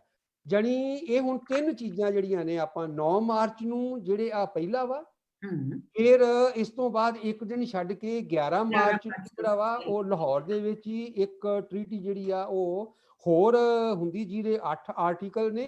ਔਰ ਇਹ ਜਿਹੜਾ ਹੈਗਾ ਵਾ ਇਹਦੇ ਵਿੱਚ ਹੁਣ ਉਹਨਾਂ ਨੂੰ ਫਿਕਰ ਅਗਲਾ ਪੈ ਗਿਆ ਵਾ ਕਿ ਜਿਹੜਾ ਮਹਾਰਾਜਾ ਵਾ, ਜਿਹੜਾ ਬੱਚਾ ਵਾ, ਜਿਹੜਾ ਇਹ ਮਹਾਰਾਜਾ ਦਲੀਪ ਸਿੰਘ, ਇਹਦੀ ਰਾਖੀ ਜਿਹੜੀ ਆ ਉਹ ਕਿੱਦਾਂ ਜਿਹੜੀ ਆ ਉਹ ਕੀਤੀ ਜਾ ਸਕਦੀ ਆ। ਔਰ ਇਹਦੇ ਨਾਲ ਉਸਨਾਂ ਨੇ ਇਹ ਦੇਖਿਆ ਕਿ ਜਿਹੜੀਆਂ ਉਹਦੀਆਂ 8 ਕਲੌਜ਼ ਨੇ, ਪਹਿਲੀ ਕਲੌਜ਼ ਜਿਹੜੀ ਆ ਨਾ ਉਹਦੀ ਰਾਖੀ ਦੀ ਵਾਸਤੇ ਹੁਣ ਫਿਕਰ ਪੈ ਗਿਆ ਇਹਨਾਂ ਨੂੰ। ਹੁਣ ਇਹ ਅੰਗਰੇਜ਼ਾਂ ਦੇ ਬਾਰੇ ਤੁਸੀਂ ਇੱਕ ਗੱਲ ਦੇਖਿਓ ਕਿ ਅੰਗਰੇਜ਼ ਜਦੋਂ ਇਹ ਗੱਲ ਕਰਦੇ ਨੇ, ਇਹਨਾਂ ਦੇ ਵਿੱਚ ਅੱਗੇ ਆਉਣ ਵਾਲੇ 2 ਮਹੀਨੇ, 6 ਮਹੀਨੇ, ਸਾਲ ਇੱਕ ਪਰਸਪੈਕਟਿਵ ਹੁੰਦਾ ਵਾ। ਕਿਉਂਕਿ ਤੁਸੀਂ ਸਹੀ ਕਰਦੇ, ਬਿਲਕੁਲ। ਹਾਂਜੀ, ਸਹੀ ਗੱਲ ਕਹਿ ਰਹੇ ਹੋ। ਜਿਹੜੀ ਪਾਲਿਸੀ ਹੈ ਨਾ, ਇਹਨਾਂ ਦੀ ਪਾਲਿਸੀ ਦੇ ਆਪਾਂ ਜਿਹੜੇ ਨੇ ਨਾ ਲੇਅਰਸ ਜਿਹੜੇ ਨੇ ਉਹ ਜਦੋਂ ਦੇਖੀਏ, ਇੱਕ ਲੇਅਰ ਇਹਨਾਂ ਦਾ ਹੈਗਾ ਵਾ ਜਿਹੜਾ ਆਪਾਂ ਇਹ ਦੇਖ ਰਹੇ ਹਾਂ, ਹੈਨਰੀ ਲਾਰੈਂਸ, ਜਿਹੜਾ ਉਸ ਸਮੇਂ ਇਹ ਜਿਹੜਾ ਵਾ ਉਹ ਸਾਰਾ ਕੁਝ ਕਰ ਰਿਹਾ ਵਾ। ਦੂਸਰਾ ਇਹਦਾ ਲੇਅਰ ਹੈਗਾ ਵਾ ਗਵਰਨਰ ਜਨਰਲ ਜਿਹੜਾ ਵਾ ਉਹ ਦਿੱਲੀ ਜਿਹੜਾ ਵਾ ਉਹ ਉਸ ਸਮੇਂ ਜਿਹੜਾ ਗਵਰਨਰ ਜਨਰਲ ਸੀਗਾ ਉਹ ਕੈਲਕੱਟਾ ਬੈਠਾ ਹੁੰਦਾ ਸੀ, ਦਿੱਲੀ ਬਾਅਦ ਦੇ ਵਿੱਚ ਆਉਂਦਾ ਵਾ, ਕੈਲਕੱਟਾ ਜਿਹੜਾ ਬੈਠਾ ਵਾ। ਤੀਸਰਾ ਇਹਨਾਂ ਦਾ ਹੈਗਾ ਵਾ ਇਹਨਾਂ ਦਾ ਲੰਡਨ ਦੇ ਵਿੱਚ ਇਹਨਾਂ ਦੀ ਜਿਹੜੀ ਗਵਰਨਮੈਂਟ ਆ, ਕਿਉਂਕਿ ਕੰਪਨੀ ਜਿਹੜੀ ਆ ਉਹ ਉੱਥੇ ਲੰਡਨ ਦੇ ਵਿੱਚ ਉੱਥੋਂ ਜਿਹੜਾ ਵਾ ਇਹਨਾਂ ਨੂੰ ਜਿਹੜਾ ਵਾ ਸਾਰਾ ਮਿਲਦਾ ਵਾ। ਸੋ ਇਹਨਾਂ ਦੇ ਜਿਹੜੇ ਇਹ ਲੇਅਰਸ ਨੇ, ਇਹ ਜਿਹੜਾ ਦੂਸਰਾ ਹੈਗਾ ਵਾ ਇਹ ਅਜੇ ਉਹਨਾਂ ਨੇ ਗੁਲਾਬ ਸਿੰਘ ਦੇ ਬਾਰੇ ਨਹੀਂ ਦੱਸਿਆ ਤੇ ਇਸ ਹਿਸਾਬ ਦੇ ਨਾਲ ਉਹਨਾਂ ਨੇ ਇਹ ਕਹਿ ਦਿੱਤਾ ਵੀ ਆਪਾਂ ਹੁਣ ਕੀ ਕਰੀਏ ਕਿ ਜਿਹੜਾ ਇਹ ਦੂਸਰੀ ਟ੍ਰੀਟੀ 11 ਮਾਰਚ ਨੂੰ ਲਾਹੌਰ ਇੱਕ ਦਿਨ ਛੱਡ ਕੇ ਫਿਰ ਇਕੱਠੇ ਹੁੰਦੇ ਆ। ਜਿਹੜੀ ਉਹ ਪਹਿਲਾ ਹੈਗਾ ਵਾ 9 ਮਾਰਚ ਜਿਹਦੇ ਬਾਰੇ ਆਪਾਂ ਜਿਹੜਾ ਵਾ ਹੁਣ ਕਰ ਰਹੇ ਹਾਂ, ਪਰ ਉਹਦੇ ਚ ਉਹਨਾਂ ਨੇ ਆਪਣੇ ਕਾਰਡ ਦੱਸ ਦਿੱਤੇ ਵੀ ਅਸੀਂ ਆਹ ਕੁਛ ਕਰਨ ਜਾ ਰਹੇ ਹਾਂ। ਇੱਕ ਦਿਨ ਛੱਡ ਕੇ ਫਿਰ ਦੁਬਾਰਾ ਮੁੜ ਕੇ ਇਕੱਠੇ ਹੁੰਦੇ ਆ ਔਰ ਉਹਦੇ ਚ ਉਹਨਾਂ ਨੇ ਰਾਜੇ ਦੇ ਬਾਰੇ ਹੁਣ ਜਿਹੜਾ ਵਾ ਉਹ ਕੀਤਾ ਤੇ ਨਾਲ ਉਹਨਾਂ ਨੇ ਕੀ ਕਿਹਾ ਕਿ ਇਹ ਜਿਹੜਾ ਵਾ ਨਾ ਲਾਹੌਰ ਦਰਬਾਰ, ਇਸ ਦੇ ਵਿੱਚ ਰਾਜੇ ਨੂੰ ਹੁਣ ਜਿਹੜਾ ਵਾ ਨਾ ਉਹ ਬਚਾਉਣ ਵਾਸਤੇ ਪਹਿਲਾਂ ਤਾਂ ਲਾਹੌਰ ਦਰਬਾਰ ਚੋਂ ਫੌਜ ਜਿਹੜੀ ਆ ਹਟਾਤੀ ਜਾਊਗੀ। ਔਰ ਉਹਦਾ ਕਾਰਨ ਕੀ ਆ ਕਿ ਅੰਗਰੇਜ਼ੀ ਫੌਜ ਨੂੰ ਸਹੂਲਤਾਂ ਮਿਲਣਗੀਆਂ। ਹੁਣ ਆਪਾਂ ਜੇ ਦੇਖੀਏ ਨਾ ਜਿਹੜੀ ਵੱਢ ਫੱਟ ਲਾਹੌਰ ਦੇ ਵਿੱਚ ਹੁੰਦੀ ਆ ਫੌਜ ਦੀ, ਹੁਣ ਉਹਨਾਂ ਨੂੰ ਇਹ ਲੱਗਦਾ ਵਾ ਕਿ ਇਹ ਜਿਹੜਾ ਇੱਕ ਬੱਚਾ ਹੈਗਾ ਵਾ ਦਲੀਪ ਸਿੰਘ, ਇਹਨੂੰ ਬਚਾਉਣਾ ਕਿੱਦਾਂ ਵਾ। ਇੱਥੋਂ ਸਿੱਖ ਫੌਜ ਜਿੰਨੀ ਹੈਗੀ ਆ ਉਸ ਨੂੰ ਜਿਹੜਾ ਵਾ ਉਹ ਬਾਹਰ ਕੱਢ ਦਿੱਤਾ ਜਾਵੇ ਔਰ ਲਾਹੌਰ ਆਪਣੇ ਕਬਜ਼ੇ ਦੇ ਵਿੱਚ ਜਿਹੜਾ ਵਾ ਉਹ ਲੈ ਆਂਦਾ ਜਾਵੇ। ਔਰ ਨਾਲ ਜਿਹੜਾ ਵਾ ਉਹਨਾਂ ਨੇ ਇਹ ਜਾਣੀ ਕਿ ਕਹਿ ਦਿੱਤਾ ਕਿ ਫੌਜ ਦਾ ਜਿਹੜਾ ਵਾ ਅਸੀਂ ਦੁਬਾਰਾ ਜਿਹੜਾ ਵਾ ਉਹ ਪੁਨਰਗਠਨ ਜਿਹੜਾ ਵਾ ਦੁਬਾਰਾ ਇਹਦੀ ਰੀਆਰਗੇਨਾਈਜੇਸ਼ਨ ਜਿਹੜੀ ਆ ਉਹ ਕਰਾਂਗੇ। ਤੇ ਇਸ ਹਿਸਾਬ ਦੇ ਨਾਲ ਰਣਜੀਤ ਸਿੰਘ ਦਾ ਜਿਹੜਾ ਪਰਿਵਾਰ ਆ ਉਹਦੇ ਬਾਰੇ ਖੜਕ ਸਿੰਘ, ਸ਼ੇਰ ਸਿੰਘ, ਉਹਦੇ ਪਰਿਵਾਰਾਂ ਨੂੰ ਜਿਹੜੀਆਂ ਜ਼ਗੀਰਾਂ ਦਿੱਤੀਆਂ ਹੋਈਆਂ ਨੇ ਉਹ ਜ਼ਗੀਰਾਂ ਦੇ ਅਜੇ ਜਿਹੜੇ ਹੈਗੇ ਨੇ ਨਾ ਜਿਹੜੇ ਜ਼ਗੀਰਦਾਰ ਬਣੇ ਰਹਿਣਗੇ। ਵੀ ਉਧਰ ਵੀ ਕਿਤੇ ਖਲਾਰਾ ਆਪਾਂ ਨਾ ਪਾ ਦਈਏ ਵੀ ਸਾਰੇ ਬੰਨੇ ਅਸੀਂ ਕਬਜ਼ਾ ਕਰ ਲੈਣਾ ਵਾ। ਉਹਨਾਂ ਨੂੰ ਕਹਿਤਾ ਵੀ ਉਹਨਾਂ ਦੀਆਂ ਜਿਹੜੀਆਂ ਜ਼ਗੀਰਦਾਰ ਨੇ ਉਹ ਅਜੇ ਬਣੇ ਰਹਿਣਗੇ, ਆਪਾਂ ਨੂੰ ਉਹਨਾਂ ਨੂੰ ਛੇੜਨਾ ਨਹੀਂਗਾ। ਤੇ ਨਾਲ ਕਹਿਤਾ ਕਿ ਲਾਹੌਰ ਸਰਕਾਰ ਦੀ ਜਿਹੜੀ ਹੈਗੀ ਨਾ ਅੰਗਰੇਜ਼ੀ ਮਦਦ ਜਿਹੜੀ ਆ ਉਹ ਬਕਾਇਦਾ ਜਿਹੜੀ ਆ ਉਹ ਅਸੀਂ ਜਿਹੜਾ ਵਾ ਲਾਹੌਰ ਦਰਬਾਰ ਦੀ ਜਿਹੜੀ ਆ ਸਰਕਾਰ ਦੀ ਜਿਹੜੀ ਕਰਦੇ ਰਵਾਂਗੇ। ਤੇ ਇਸੇ ਤਰੀਕੇ ਨਾਲ ਲਾਹੌਰ ਸਰਕਾਰ ਦੀਆਂ ਜਿਹੜੀਆਂ ਤੋਪਾਂ ਨੇ ਉਹਨਾਂ ਸਾਰਿਆਂ ਨੂੰ ਖਜ਼ਾਨਿਆਂ ਚੋਂ ਕੱਢ ਦਿੱਤਾ ਜਾਵੇ, ਜਿਹੜੇ ਉਹਨਾਂ ਦੇ ਜਿਹੜੇ ਹੈਗੇ ਨੇ ਫੋਰਟ ਜਿਹੜੇ ਨੇ ਕਿਲਿਆਂ ਦੇ ਵਿੱਚੋਂ ਕੱਢ ਦਿੱਤਾ ਜਾਵੇ। ਤੇ ਖਜ਼ਾਨਾ ਜਿਹੜਾ ਵਾ ਉਹਦਾ ਵੀ ਜਿਹੜਾ ਹੈਗਾ ਵਾ ਉਹ ਹਿਫਾਜ਼ਤ ਜਿਹੜੀ ਆ ਉਹ ਰੱਖ ਲਈ ਜਾਵੇ, ਕਰ ਲਈ ਜਾਵੇ, ਤਾਂ ਕਿ ਇਹਨਾਂ ਦੀ ਕੋਈ ਜੇ ਲੜਾਈ ਝਗੜਾ ਹੁੰਦਾ ਵਾ ਇਹਨਾਂ ਦੇ ਕੋਲ, ਕਿਉਂਕਿ ਅਜੇ ਉਹਨਾਂ ਨੂੰ ਇਹ ਨਹੀਂ ਲੱਗ ਰਿਹਾ ਕਿ ਅਸੀਂ ਅੰਦਰ ਤੇ ਆ ਗਏ ਆ, ਲਾਹੌਰ ਨੂੰ ਕਬਜ਼ਾ ਕਿੱਦਾਂ ਕਰਨਾ ਵਾ ਇਹ ਉਹਨਾਂ ਨੂੰ ਨਹੀਂ ਅਜੇ ਪਤਾ ਲੱਗ ਰਿਹਾ। ਅੱਛਾ, ਇਹ ਮੈਂ ਸਮਝਦੀ ਹਾਂ ਕਿ ਉਹ ਦੇਖੋ ਕਿ ਉਹ ਪਾਲਿਸੀਆਂ ਵੀ ਬਣਾਉਂਦੇ ਪਏ ਨੇ, ਉਹ ਕਲੌਜ਼ ਵੀ ਬਣਾਉਂਦੇ ਪਏ ਨੇ, ਉਹ ਆਪਣੇ ਜਿਹੜੇ ਵਿੱਚੋਂ ਵੀ ਕੁਝ ਜਿਨ੍ਹਾਂ ਨੂੰ ਮੈਂ ਉਹਨੂੰ ਉਰਫੇ ਆਮ ਚ ਕਿ ਆਪਣੇ ਸਾਡੇ ਪੰਜਾਬੀਆਂ ਚੋਂ ਗਦਾਰ ਵੀ ਲੱਭਦੇ ਪਏ ਨੇ ਕਿ ਕਿਹਦੀ ਕਿੰਨਾ ਮੁੱਲ ਪੈ ਜਾਏਗਾ। ਬਿਲਕੁਲ ਬਿਲਕੁਲ। ਤੇ ਜਿਹੜਾ ਇਹ ਹੈਗਾ ਵਾ ਨਾ ਆਪਣਾ ਗੁਲਾਬ ਸਿੰਘ ਦਾ ਜਿਹੜਾ ਫੈਸਲਾ ਵਾ ਉਹ ਉਹਨਾਂ ਨੇ ਕੀ ਕੀਤਾ ਕਿ ਲਾਹੌਰ ਤੋਂ ਤੋੜ ਕੇ ਤੇ ਉਸ ਨੂੰ 16 ਮਾਰਚ ਤੱਕ ਲੈ ਗਏ। ਇਹ ਹੈਗਾ ਵਾ 9 ਮਾਰਚ, ਉਸ ਤੋਂ ਬਾਅਦ 11 ਮਾਰਚ ਦੀ ਜਿਹੜੀ ਇੱਕ ਸੰਧੀ ਹੁੰਦੀ ਆ ਤੇ ਇਹਦਾ ਫੈਸਲਾ ਜਿਹੜਾ ਵਾ ਉਹ 16 ਮਾਰਚ 1946 ਨੂੰ ਇੱਕ ਵੱਖਰੀ ਸੰਧੀ ਜਿਹੜੀ ਆ ਉਹ ਫਿਰ ਉਹਨੂੰ ਅੰਮ੍ਰਿਤਸਰ ਲਿਆਂਦਾ। ਅੰਮ੍ਰਿਤਸਰ ਆਣ ਕੇ ਉਹਦੇ ਨਾਲ ਸਮਝੌਤਾ ਜਿਹੜਾ ਵਾ ਉਹ ਕਰਦੇ ਨੇ ਔਰ ਉਹਦੇ ਵਿੱਚ ਉਹਨੂੰ ਇਹ ਕਿਹਾ ਜਾਂਦਾ ਵਾ ਕਿ ਤੈਨੂੰ 75 ਲੱਖ ਰੁਪਏ ਜਿਹੜੇ ਨੇ ਉਹ ਇਹ ਦੇਣੇ ਪੈਣਗੇ, ਤੈਨੂੰ ਜੰਮੂ ਕਸ਼ਮੀਰ ਦਾ ਜਿਹੜਾ ਇਲਾਕਾ ਵਾ ਉਹ ਅਸੀਂ ਦੇ ਦਿੰਦੇ ਆ। ਔਰ ਇਸ ਦੇ ਹਿਸਾਬ ਦੇ ਨਾਲ ਜਿਹੜਾ ਵਾ ਉਹ ਪੰਜਾਬ ਤੋਂ ਜਿਹੜਾ ਵਾ ਜੰਮੂ ਕਸ਼ਮੀਰ ਵੱਖਰਾ ਕਰ ਦਿੱਤਾ। ਜਦੋਂ ਉਹਨਾਂ ਨੂੰ ਲੱਗਾ ਕਿ ਲਾਹੌਰ ਦੇ ਵਿੱਚ ਕੋਈ ਗੜਬੜ ਨਹੀਂ ਹੋ ਰਹੀ ਤੇ ਪੰਜਾਬ ਤੋਂ ਆਪਾਂ ਜੰਮੂ ਕਸ਼ਮੀਰ ਨੂੰ ਜਿਹੜਾ ਵਾ ਵੱਖਰਾ ਕਰ ਸਕਦੇ ਆ, ਫਿਰ ਇਹ 16 ਮਾਰਚ ਨੂੰ 1946 ਨੂੰ ਜਿਹੜਾ ਗੁਲਾਬ ਸਿੰਘ ਦੇ ਨਾਲ ਜਿਹੜਾ ਸਮਝੌਤਾ ਹੁੰਦਾ ਵਾ ਅੰਮ੍ਰਿਤਸਰ ਦੀ ਸੰਧੀ ਜਿਹੜੀ ਆ ਉਹਦੇ ਵਿੱਚੋਂ ਹੀ ਜਿਹੜਾ ਵਾ ਉਹ ਕੱਢ ਲੈਂਦੇ ਨੇ ਤੇ ਉਹ ਇਹ ਆਪਣਾ ਕਰਕੇ ਤੇ ਇਹਨਾਂ ਨੇ ਜਿਹੜਾ ਵਾ ਉਹ ਲਾਹੌਰ ਤੋਂ ਜੰਮੂ ਕਸ਼ਮੀਰ ਜਿਹੜਾ ਸੀਗਾ ਉਹ ਵੱਖਰਾ ਕਰ ਦਿੱਤਾ। ਔਰ ਖੁਦ ਜਿਹੜਾ ਹੈਗਾ ਵਾ ਗੁਲਾਬ ਸਿੰਘ ਉਹ ਕਹਿੰਦਾ ਵਾ ਕਿ ਮੈਂ ਤਾਂ ਕਦੀ ਇਹ ਸੋਚਿਆ ਹੀ ਨਹੀਂ ਸੀਗਾ ਕਿ ਇਸ ਜਿਹੜਾ ਬੰਦਾ ਉਹ ਆਪਣੇ ਆਪ ਨੂੰ ਜਿਹੜਾ ਵਾ ਜ਼ਰ ਖਰੀਦ ਕਹਿੰਦਾ ਵਾ ਕਿ ਮੈਨੂੰ ਤਾਂ ਇਹਨਾਂ ਨੇ ਜਿਹੜਾ ਵਾ ਉਹ ਉਸ ਹਿਸਾਬ ਦੇ ਨਾਲ ਜਿੱਦਾਂ ਖਰੀਦ ਲਿਆ ਵਾ ਕਿ ਮੈਂ ਜਿਹੜਾ ਵਾ ਇੰਨਾ ਵੱਡਾ ਇਲਾਕਾ ਜਿਹੜਾ ਵਾ 75 ਲੱਖ ਦੇ ਵਿੱਚ ਜਿਹੜਾ ਵਾ ਉਹ ਖਰੀਦ ਲਿਆ ਵਾ ਸਾਰੇ ਦਾ ਸਾਰਾ ਜਿਹੜਾ ਵਾ। ਤੇ ਉਸ ਹਿਸਾਬ ਨਾਲ ਉਹ ਹੁਣ ਤੋੜ ਰਹੇ ਨੇ। ਜਦੋਂ ਆਪਾਂ ਇਹ ਦੇਖਾਂਗੇ ਨਾ ਕਿ ਕਿਸ ਤਰੀਕੇ ਦੇ ਨਾਲ ਇਹਨਾਂ ਨੇ ਜਿਹੜਾ ਵਾ ਉਹ ਹੌਲੀ ਹੌਲੀ ਇਲਾਕੇ ਤੋੜ ਰਹੇ ਨੇ ਕਿ ਲਾਹੌਰ ਦਰਬਾਰ ਜਿਹੜਾ ਵਾ ਇਹ ਕਮਜ਼ੋਰ ਹੋ ਜਾਵੇਗਾ।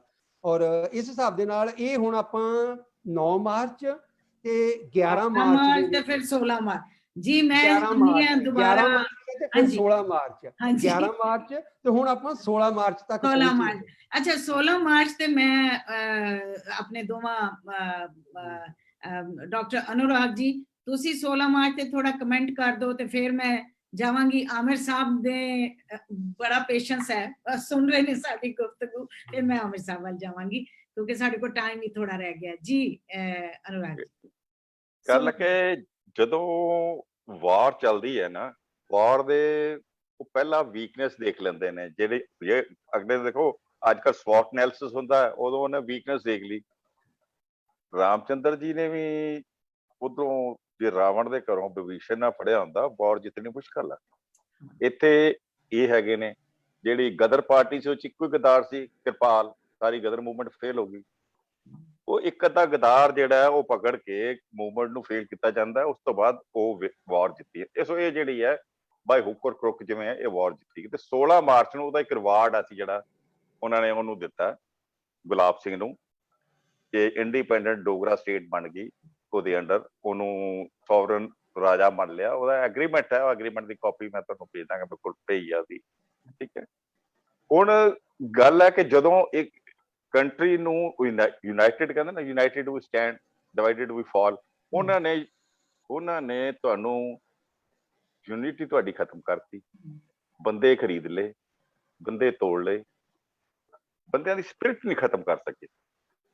ਉਹਨਾਂ ਨੇ ਇਸੇ ਕਰਕੇ ਹਾਰਡਿੰਗ ਨੇ ਉਦੋਂ ਐਨੈਕਸੇਸ਼ਨ ਜਿਹੜੀ ਹੈ ਜਾ ਕੇ ਉਹ ਫਿਰ ਸੈਕੰਡ ਸਿੱਖ ਵਾਰ ਤੋਂ ਬਾਅਦ ਹੋ ਰਹੀ ਹੈ, ਪਹਿਲਾਂ ਨਹੀਂ ਕੀਤੀ ਉਹਨਾਂ ਨੇ।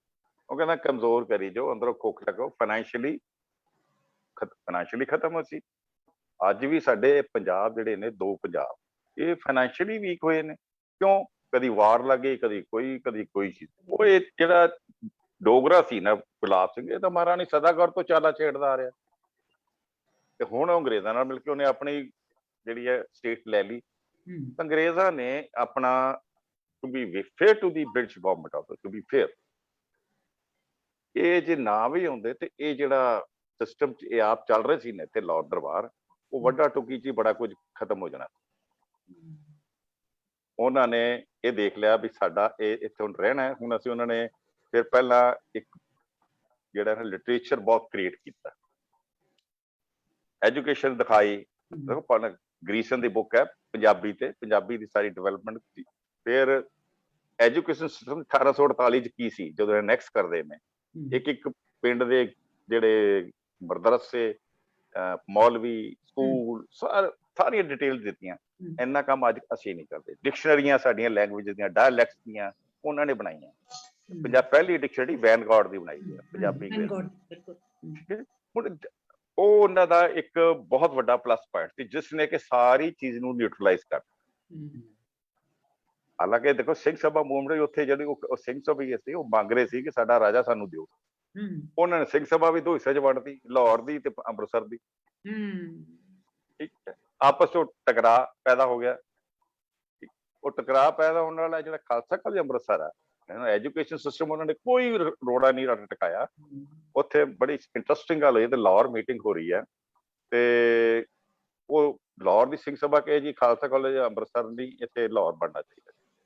ਤਾਂ ਤਰਲੋਚਨ ਸਿੰਘ ਭਾਈ ਵੀਰ ਸਿੰਘ ਦੇ ਐਸੋਸੀਏਟ ਕ੍ਰਿਮੀਨਲ ਐਡਵੋਕੇਟ ਸੀ, ਉਹਨਾਂ ਨੇ ਇੱਕ ਬੜਾ ਸੋਹਣਾ ਦਿੱਤਾ ਵੀ ਦੇਖੋ ਲਾਹੌਰ ਚ ਤਾਂ ਕਾਲਜ ਸਕੂਲ ਆਲਰੇਡੀ ਹੈ, ਪੰਜਾਬ ਦੇ ਵਿੱਚ ਸਕੂਲ ਕਾਲਜਸ ਨਹੀਂ ਹੈ। ਅਸੀਂ ਚਾਹੁੰਦੇ ਸਾਡੇ ਜਿਹੜੇ ਬੱਚੇ ਨੇ ਉਹ ਇੱਧਰ ਆਉਣ। ਤੇ ਇਸ ਉੱਥੇ ਭਗਤ ਲక్ష్మణ ਸਿੰਘ ਸੀ, ਉਹਨਾਂ ਨੇ ਉਹਨਾਂ ਨੂੰ ਕਿਤੇ ਕਹਿ ਦਿੱਤਾ, ਉਹ ਸਾਰ ਜੀ ਤੁਸੀਂ ਤਾਂ ਇੰਨੇ ਮਿੱਠੇ ਹੋਗੇ, ਤੁਹਾਨੂੰ ਤਾਂ ਜਨਾਨੀ ਹੋਣਾ ਚਾਹੀਦਾ ਸੀ। ਅੱਜ ਦੀ ਡੇਟ ਚ ਕਿਸੇ ਨੂੰ ਇੰਨੀ ਕੌੜੀ ਗੱਲ ਕਹੋ ਤੇ ਅਗਲਾ ਮਰਦ ਨੂੰ ਉਹਨਾਂ ਨੇ ਕਿਹਾ ਅੱਛਾ ਜੀ ਮੈਂ ਜਨਾਨੀ ਦਾ, ਮੈਂ ਤੁਹਾਡੇ ਨਾਲ ਵਿਆਹ ਕਰ ਲੈਂਦਾ। ਇਹ ਅੰਗਰੇਜ਼ਾਂ ਨੇ ਭਰਤੀ, ਸਿੱਖਾਂ ਦੀ ਭਰਤੀ, ਸਿੱਖ ਰੈਜੀਮੈਂਟ ਬਣਾਈ, ਔਰ ਸਿੱਖ ਰੈਜੀਮੈਂਟ ਦੇ ਵਿੱਚ ਉਹਦੇ ਤੇ ਪੂਰੀਆਂ ਬੁੱਕਸ ਨੇ। ਅੰਮ੍ਰਿਤਧਾਰੀ ਸਿੱਖ ਨੂੰ ਉਹਦੇ ਚ ਐਡ ਕਰਦੇ ਸੀ ਕਿ ਜਿਹੜਾ ਬੰਦਾ ਫੇਥਫੁਲ ਨਹੀਂ ਹੈ ਆਪਣੇ ਧਰਮ ਨਾਲ, ਨਹੀਂ ਆਪਣੇ ਸਾਹਿਤ ਨਾਲ, ਕਿਸੇ ਚੀਜ਼ ਨਾਲ ਫੇਥਫੁਲ ਨਹੀਂ, ਉਹ ਸਾਡੇ ਨਾਲ ਫੇਥਫੁਲ ਨਹੀਂ ਹੋ ਸਕਦਾ। ਤੇ ਲੈਂਗੁਏਜ ਜਿਹੜੀ ਹੈ ਉਹਨੂੰ ਡਿਵੈਲਪ ਕੀਤਾ, ਐਸੇ ਚ ਕੋਈ ਸ਼ੱਕ ਨਹੀਂ। ਭਾਈ ਵੀਰ ਸਿੰਘ ਉਹਨਾਂ ਨੇ ਰੋੜਾ ਨਹੀਂ ਟਕਾਇਆ। ਉਹ ਉਹਨਾਂ ਦਾ ਬਹੁਤ ਵੱਡਾ ਪਲੱਸ ਪੁਆਇੰਟ ਹੈ। ਔਰ ਮੇਰੇ ਖਿਆਲ ਹੈ ਜਿਹੜਾ ਪੰਜਾਬ ਦਾ ਉਜਾੜਾ 47 ਚ ਹੋਇਆ, 100 ਸਾਲ ਬਾਅਦ ਹੀ ਨਾ ਜੀ, 1840 ਤੇ 1947। Punjab 1,35,000 square mile. ਅੱਜ ਜਿਹੜਾ ਪੰਜਾਬ ਹੈ ਸਾਡੇ ਕੋਲ, ਅਸੀਂ ਇੱਧਰ ਜਿਹੜਾ ਕਹਿੰਦੇ ਆ, ਇਹ 52,000 ਸਕੁਅਰ ਕਿਲੋਮੀਟਰ ਹੈ। ਇਹ ਸਿਆਸਤ ਦੀ ਭੇਟ ਚੜਿਆ।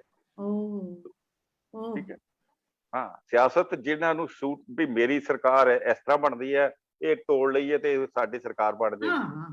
ਆਪੋ ਆਪਾ ਪਾਇਆ ਗਿਆ, ਬਿਲਕੁਲ, ਤੇ ਤੋੜ ਦੇਗੇ ਪੰਜਾਬ ਨੂੰ। ਜੇ ਪੰਜਾਬ ਜਦੋਂ ਇਕੱਠਾ ਰਿਹਾ, ਕਿਸੇ ਨੇ ਉਸ ਵਕਤ ਲੋਕਾਂ ਨੇ ਤੇ ਡਿਮਾਂਡ ਕੀਤੀ ਸੀ ਕਿ ਵੰਡ ਕਰ ਦਿਓ। ਰਵਿੰਦਰਨਾਥ ਟੈਗੋਰ ਨੇ ਤੇ ਇਸੇ ਕਰਕੇ ਕਿਹਾ ਸੀ, ਨਹੀਂ ਸੋਨਾਰ ਬੰਗਾਲ ਦਾ ਨਾਰਾ ਨੇ ਇਸੇ ਲਾਇਆ ਸੀ ਕਿ ਜਿਹੜਾ ਬੰਗਲਾਦੇਸ਼ ਆ ਅੱਜ, ਉਹ ਵੀ ਪਾਕਿਸਤਾਨ ਦਾ ਹਿੱਸਾ ਬਣਿਆ। ਪਰ ਨਾਲ ਹੀ ਅੰਗਰੇਜ਼ ਇੰਨੇ ਸਿਆਣੇ ਸੀ, ਉਹਨੇ ਕਹਿ ਦਿੱਤਾ ਸੀ ਵੀ ਉਹ ਤੁਹਾਡੇ ਨਾਲ ਨਹੀਂ ਰਹੇਗਾ। ਰੀਜ਼ਨ ਦਿੱਤੇ ਸੀ, ਉਹ ਰੀਜ਼ਨ ਦੇਖ ਲਓ 71 ਚ ਖਤਮ ਹੋ। ਕਿਉਂਕਿ ਰਿਲੀਜਨ ਨਾਲੋਂ ਜ਼ਿਆਦਾ ਇੰਪੋਰਟੈਂਟ ਹੁੰਦਾ ਤੁਹਾਡੀ ਸੱਭਿਅਤਾ, ਸੱਭਿਆਚਾਰ। ਉਹ ਬੰਗਾਲੀ ਜਿਹੜੀ ਕਲਚਰ ਹੈ, ਉਹ ਬੜੀ, ਉਸਨੇ ਇਸ ਦਾ ਇਫੈਕਟ। ਹੁਣ ਵੀ ਉਹ ਪੰਜਾਬੀ ਕਲਚਰ ਜਿਹੜੀ ਹੈ ਉਹ ਇਸ ਦਾ ਇਫੈਕਟ ਹੋ ਰਿਹਾ, ਜਿਹੜੀ ਕਿ ਮੈਂ ਕਹਿੰਦਾ ਕਿ ਦੋਵੇਂ ਪੰਜਾਬ ਦੇਖੋ ਸੁੱਖ ਆਪਣੇ ਆਪਣੇ ਅਲੱਗ ਘਰਾਂ 'ਚ ਹੀ ਰਹੋ, ਪਰ ਇੱਕ ਦੂਜੇ ਨਾਲ ਮਿਲ ਜੁਲ ਕੇ ਰਹੋ। ਮਿਲ ਜੁਲ ਕੇ ਰਹੋ, ਠੀਕ। ਸਾਡੀ ਬਿਲਕੁਲ ਜੀ, ਮੈਂ ਇੱਥੇ ਤੁਹਾਨੂੰ ਤੁਸੀਂ ਬੜੀ ਵਧੀਆ ਗੱਲ ਕੀਤੀ, ਔਰ ਇਸ ਪੁਆਇੰਟ ਤੇ ਸਾਡਾ ਇਹ ਡਿਸਕਸ਼ਨ ਆ ਚੁੱਕੀ ਹੈ ਕਿ ਮੈਂ ਆਨੀ ਹੈ ਆਮਿਰ ਰਿਆਜ਼ ਸਾਹਿਬ ਵੱਲ ਕਿ ਇਹ ਪੂਰੀ ਡਿਸਕਸ਼ਨ ਨੂੰ ਸਰ ਤੁਸੀਂ ਇਹਨੂੰ ਕਨਕਲੂਡ ਕਰੋ, ਔਰ ਹੁਣ ਤੁਸੀਂ ਆਪਣੇ ਵਿਚਾਰ, ਤੁਸੀਂ ਸੁਣਿਆ ਦੋਵਾਂ ਸਕਾਲਰਸ ਨੂੰ, ਤੁਸੀਂ ਖੁਦ ਇੱਕ ਬਹੁਤ ਵੱਡੇ ਰਿਸਰਚਰ ਹੋ, ਤੇ ਤੁਸੀਂ ਇਹ ਪੂਰੇ ਨੂੰ ਕਨਕਲੂਡ ਕਰੋ ਕਿ ਇਹ 9 ਤੋਂ ਲੈ ਕੇ 11, 16 ਔਰ ਉਹਨੂੰ ਪ੍ਰੈਜ਼ੈਂਟ ਸਿਨੈਰੀਓ 'ਚ ਵੀ, ਕਿਉਂਕਿ ਮੈਨੂੰ ਲੱਗਦਾ ਹੈ ਕਿ ਇਹ ਜਿਹੜਾ ਉਸ ਟਾਈਮ ਤੇ ਹੋਇਆ ਸੀ, ਇਹ ਹੁਣ ਜਿਹੜਾ ਨਾ ਇੱਕ ਪੰਜਾਬ ਜਿਹੜਾ ਨਾ ਇੱਕ ਨਵੀਂ ਰੁੱਤ ਹੈ, ਇੱਕ ਨਵੀਂ ਤਹਿਰੀਕ ਹੈ। ਉਸ ਤਹਿਰੀਕ ਦੇ ਵਿੱਚ ਤੁਸੀਂ ਜ਼ਰੂਰ ਮੈਂਸ਼ਨ ਕਰੋ ਇਹ ਜਿਹੜੀ ਸਾਡੀ ਕਿਸਾਨ ਮੂਵਮੈਂਟ ਹੈ, ਜੋ ਸਾਡੇ ਲਹਿੰਦੇ ਪੰਜਾਬ 'ਚ ਹੋ ਰਿਹਾ ਹੈ, ਜੋ ਚੜ੍ਹਦੇ ਪੰਜਾਬ 'ਚ ਹੋ ਰਿਹਾ। ਔਰ ਮੈਂ ਕਿਉਂਕਿ ਇੱਥੇ ਇੰਗਲੈਂਡ 'ਚ ਬੈਠੀ ਹਾਂ, ਇਹ ਬ੍ਰਿਟਿਸ਼ ਅੰਪਾਇਰ ਸਰਕਾਰ ਹੈ ਤੇ ਹੁਣ ਚੀਜ਼ਾਂ ਬਦਲ ਗਈਆਂ। ਹੁਣ ਜਿਹੜੀ ਤਹਿਰੀਕ ਹੈ, ਤੁਸੀਂ ਦੇਖੋ ਜਿੱਥੇ ਜਿੱਥੇ ਵੀ ਪੰਜਾਬੀ ਬੈਠੇ ਨੇ ਉਹ ਸਾਰੇ ਇੱਕ ਨੇ, ਜਾਗਦੇ ਪਏ ਨੇ, ਜਾਗ ਗਏ ਨੇ, ਕੁਝ ਜਾਗਦੇ ਪਏ ਨੇ। ਇਹ ਆਪਣੀ ਅਸੀਂ ਮਨੋਂ, ਆਪਣੇ ਦਿਲੋਂ ਤੇ ਆਪਣੇ ਦਿਮਾਗ ਨਾਲ, ਆਪਣੇ ਵਸੇਬ ਨਾਲ ਤੇ ਆਪਣੀ ਜ਼ਬਾਨ ਨਾਲ, ਅਸੀਂ ਆਪਣੇ ਕਲਚਰ ਨਾਲ, ਅਸੀਂ ਹੁਣ ਪਹਿਲੇ ਅਸੀਂ ਪੰਜਾਬੀ ਹਾਂ ਤੇ ਫਿਰ ਅਸੀਂ ਕੁਝ ਹੋਰ। ਅਸੀਂ ਆਪਣੇ ਆਪਣੇ ਘਰਾਂ 'ਚੋਂ, ਹੀ ਗੱਲ ਮੈਂ ਕਹਾਂਗੀ, ਆਪਣੇ ਆਪਣੇ ਘਰਾਂ 'ਚ ਸੁਖੀ ਰਹੋ, ਲੇਕਿਨ ਐਸੇ ਜੀ। ਆਮਿਰ ਸਾਹਿਬ, ਨਾਓ ਮਾਈਕ ਇਜ਼ ਯੋਰ। ਜੀ ਜੀ, ਦੇਖੋ ਗੱਲ ਕਾਫੀ ਸਾਰੀ ਹੋ ਗਈ ਹੈ ਇਹ ਸਾਰੀ ਟ੍ਰੀਟੀ ਦੇ ਉੱਤੇ, ਲੇਕਿਨ ਜਿਹੜੀ ਲਾਰਜਰ ਪਿਕਚਰ ਹੈ, ਦੇਖੋ ਕੋਈ ਵੀ ਚੀਜ਼ ਜਿਹੜੀ ਹੈ ਲਾਰਜਰ ਪਿਕਚਰ ਤੋਂ ਬਗੈਰ ਹੁੰਦੀ ਨਹੀਂ ਹੈਗੀ। ਅਸੀਂ ਇਹ ਦੇਖਿਆ ਕਿ ਉਹ ਲੋਕ ਜਿਹੜੇ 100 ਸਾਲ ਧਰਮ ਦੇ ਨਾਲ ਖੇਡਦੇ ਰਹੇ, ਔਰ ਉਹਨਾਂ ਨੇ ਪੂਰੀ ਦੁਨੀਆ ਦੇ ਅੰਦਰ ਕਮਿਊਨਿਸਟਾਂ ਨੂੰ ਦਹਿਰੀਆ ਕਹਿ ਕੇ ਤੇ ਮਜ਼ਹਬ ਨੂੰ ਇਸਤੇਮਾਲ ਕੀਤਾ। 9/11 ਤੋਂ ਬਾਅਦ ਉਹ ਸਾਰੇ ਮਾਮੇ ਬਣ ਗਏ ਕਿ ਅਸੀਂ ਇੰਤਹਾ ਪਸੰਦੀ ਮੁਕਾਵਾਂਗੇ, ਹੈ ਜੀ। ਹੁਣ ਉਹ ਸਾਰੇ ਤੁਸੀਂ ਪਿਛਲੇ 20 ਸਾਲਾਂ 'ਚ ਦੇਖ ਲਓ, ਐਸੀ ਕਿਤਾਬ ਲਿਖੀ ਜਾਂਦੀ ਹੈ ਜਿਹਦੇ 'ਚ ਉਹਨ 100 ਸਾਲਾਂ ਦੀ ਬਰਬਾਦੀ ਦਾ ਜ਼ਿਕਰ ਹੀ ਨਹੀਂ ਹੈਗਾ ਕਿ ਕਿੰਝ ਉਹਨਾਂ ਨੇ ਧਰਮੀ ਤਨਜ਼ੀਮਾਂ ਬਣਾਈਆਂ ਪੂਰੀ ਦੁਨੀਆ ਦੇ ਅੰਦਰ। ਉਹ ਮੁਸਲਮਾਨਾਂ 'ਚ ਵੀ ਬਣਾਈਆਂ, ਉਹ ਸਿੱਖਾਂ 'ਚ ਵੀ ਬਣਾਈਆਂ, ਹਿੰਦੂਆਂ 'ਚ ਬਣਾਈਆਂ, ਹਰ ਈਸਾਈਆਂ 'ਚ ਬਣਾਈਆਂ। ਸੋ ਉਹਨਾਂ ਨੇ ਜੋ ਕੁਛ ਲਾਰਜਰ ਪਿਕਚਰ ਹੈਗੀ ਸੀ ਉਸ ਟਾਈਮ ਦੀ, ਜਦੋਂ ਮਹਾਰਾਜਾ ਰਣਜੀਤ ਸਿੰਘ ਦੀ ਡੈਥ ਹੋਈ ਹੈ, ਉਸ ਤੋਂ ਬਗੈਰ ਤੁਹਾਨੂੰ ਇਸ ਚੀਜ਼ਾਂ ਦੀ ਸਮਝ ਨਹੀਂ ਆ ਸਕਦੀ। ਟ੍ਰੀਟੀ ਆਫ ਲਾਹੌਰ ਜਿਹੜੀ ਹੈਗੀ ਹੈ ਉਹਦਾ ਆਊਟਕਮ ਹੈਗਾ ਹੈ, ਔਰ ਉਹ ਜਿਹੜੀ ਲਾਰਜਰ ਪਿਕਚਰ ਹੈ ਤੁਸੀਂ ਦੇਖੋ ਕਿ ਇਸ ਤਰ੍ਹਾਂ ਲੱਗਦਾ ਹੈ ਜ਼ਾਹਿਰ ਹੈ ਤਾਰੀਖ ਦੇ ਵਿੱਚ ਫਰਦ ਦਾ, ਇੱਕ ਇੰਡੀਵਿਜੂਅਲ ਦਾ ਵੀ ਬਹੁਤ ਕਿਰਦਾਰ ਹੁੰਦਾ ਹੈ, ਲੇਕਿਨ ਉਹਦੇ ਨਾਲ ਇੱਕ ਲਾਰਜਰ ਪਿਕਚਰ ਜਿਹੜੀ ਚੱਲ ਰਹੀ ਹੁੰਦੀ ਹੈ ਉਹਦਾ ਵੀ ਕਿਰਦਾਰ ਹੁੰਦਾ ਹੈ। ਰਾਈਜ਼ ਆਫ ਮਹਾਰਾਜਾ ਰਣਜੀਤ ਸਿੰਘ ਨੂੰ ਤੁਸੀਂ ਰਾਈਜ਼ ਆਫ ਨੈਪੋਲੀਅਨ ਤੋਂ ਬਗੈਰ ਸਮਝ ਨਹੀਂ ਸਕਦੇ। ਜਦੋਂ ਨੈਪੋਲੀਅਨ ਦਾ ਜਿਹੜਾ ਰਾਈਜ਼ ਹੈਗਾ ਔਰ ਰਣਜੀਤ ਸਿੰਘ ਦਾ ਰਾਈਜ਼ ਹੈ, ਜਦੋਂ ਤੁਸੀਂ ਉਹਨੂੰ ਇਕੱਠਾ ਰੱਖ ਕੇ ਸਮਝਣ ਦੀ ਕੋਸ਼ਿਸ਼ ਕਰਦੇ ਹੋ, ਜਦੋਂ ਤੁਸੀਂ ਉਸ ਵੇਲੇ ਦੇ ਜ਼ਾਰ ਨੂੰ ਪੜ੍ਹਨ ਦੀ ਕੋਸ਼ਿਸ਼ ਕਰਦੇ ਹੋ, ਸਮਝਣ ਦੀ ਕੋਸ਼ਿਸ਼ ਕਰਦੇ ਹੋ, ਤੇ ਫਿਰ ਤੁਹਾਨੂੰ ਜਾ ਕੇ ਬਹੁਤ ਸਾਰੀ ਚੀਜ਼ਾਂ ਖੁੱਲਦੀਆਂ ਹੈਗੀਆਂ ਨੇ। ਸੋ ਮੈਨੂੰ ਤਾਂ ਇਹ ਲੱਗਦਾ ਹੈ ਕਿ ਜਿਹੜੀ ਟ੍ਰੀਟੀ ਆਫ ਲਾਹੌਰ ਹੈਗੀ ਹੈ ਉਹ ਸਾਡੀ ਕਲਾਇੰਟ ਸਟੇਟ ਬਣਨ ਦਾ ਆਗਾਜ਼ ਹੈਗਾ, ਔਰ ਚਾਹੇ ਇੰਡੀਆ ਹੋਏ, ਚਾਹੇ ਪਾਕਿਸਤਾਨ ਹੋਏ, ਚਾਹੇ ਬੰਗਲਾਦੇਸ਼ ਹੋਏ, ਗੱਲਾਂ ਅਸੀਂ ਜਿੰਨੀਆਂ ਮਰਜ਼ੀ ਕਰ ਲਈਏ, ਲੇਕਿਨ ਅਸੀਂ ਅੱਜ ਵੀ ਕਲਾਇੰਟ ਸਟੇਟ ਹੈਗੀ ਹੈ। ਔਰ ਇਹਦਾ ਆਗਾਜ਼ ਹੈ ਉਹ ਟ੍ਰੀਟੀ ਆਫ ਲਾਹੌਰ ਨਾਲ ਹੋਇਆ ਸੀ, ਜਿਹੜੀ 1846 ਦੇ ਵਿੱਚ ਹੋਈ, ਜਿਹਦੇ ਤੇ ਅਸੀਂ ਅੱਜ ਗੱਲ ਕਰ ਰਹੇ ਹਾਂ। ਇਹ NGA ਜਿਸ ਤਰ੍ਹਾਂ ਅਫਗਾਨਿਸਤਾਨ ਦੇ ਵਿੱਚ ਜਦੋਂ ਉਹਨਾਂ ਨੇ ਗੰਦਮਕ ਦੀ ਟ੍ਰੀਟੀ ਕੀਤੀ ਸੀ 1878 ਦੇ ਵਿੱਚ, ਉਹਦੇ ਬਾਅਦ ਅਫਗਾਨਿਸਤਾਨ ਜਿਹੜਾ ਹੈਗਾ ਜੋ ਵੀ ਅੱਜ ਤੱਕ ਹੈਗਾ ਉਹ ਇੱਕ ਕਲਾਇੰਟ ਸਟੇਟ ਹੈਗਾ ਬੁਨਿਆਦੀ ਤੌਰ ਤੇ। ਉਹਨਾਂ ਨੇ ਉੱਥੇ ਆਪਣੀ ਮਰਜ਼ੀ ਦਾ ਬਾਦਸ਼ਾਹ ਬਿਠਾਇਆ, ਆਪਣੀ ਮਰਜ਼ੀ ਨਾਲ ਸਿਲਸਿਲਾ ਬਣਾਇਆ, ਆਪਣੀ ਮਰਜ਼ੀ ਨਾਲ ਆਜ਼ਾਦੀਆਂ ਦਿੱਤੀਆਂ, ਜੋ ਵੀ ਆਜ਼ਾਦੀਆਂ ਸੋ ਕਾਲਡ ਲੱਭੀਆਂ। ਸੋ ਲਾਰਜਰ ਪਿਕਚਰ ਨੂੰ ਦੇਖਣ ਵਾਸਤੇ ਸਾਨੂੰ ਸੋਰਸਿਸ ਦੇਖਣੇ ਪੈਂਦੇ ਨੇ।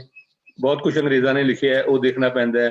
ਕਨਿੰਗਮ ਦੀ ਹਲੇ ਇਹਨਾਂ ਨੇ ਗੱਲ ਕੀਤੀ, ਕਨਿੰਗਮ ਜਿਹੜਾ ਹੈਗਾ ਉਹ ਤਮਾਮ ਤਰ ਸਾਡੀ ਹਮਾਇਤ 'ਚ ਗੱਲ ਕਰਨ ਦੇ ਬਾਵਜੂਦ ਉਹਨੂੰ ਸਿੱਖ ਰਿਆਸਤ ਕਹਿੰਦਾ ਹੈ। ਹੁਣ ਇਹ ਸਿੱਖ ਰਿਆਸਤ ਕਹਿਣਾ ਮਹਾਰਾਜਾ ਰਣਜੀਤ ਸਿੰਘ ਦੇ ਲਾਹੌਰ ਦਰਬਾਰ ਨੂੰ, ਇਹ ਉਹੀ ਕੌਨਸਪੀਰੇਸੀ ਹੈ ਜਿਹੜੀ ਸਾਡੇ ਹੱਡਾਂ ਦੇ ਵਿੱਚ ਕਲੋਨੀਅਲ ਲਿਟਰੇਚਰ ਦੇ ਜ਼ਰੀਏ ਪਾਈ ਗਈ ਹੈ।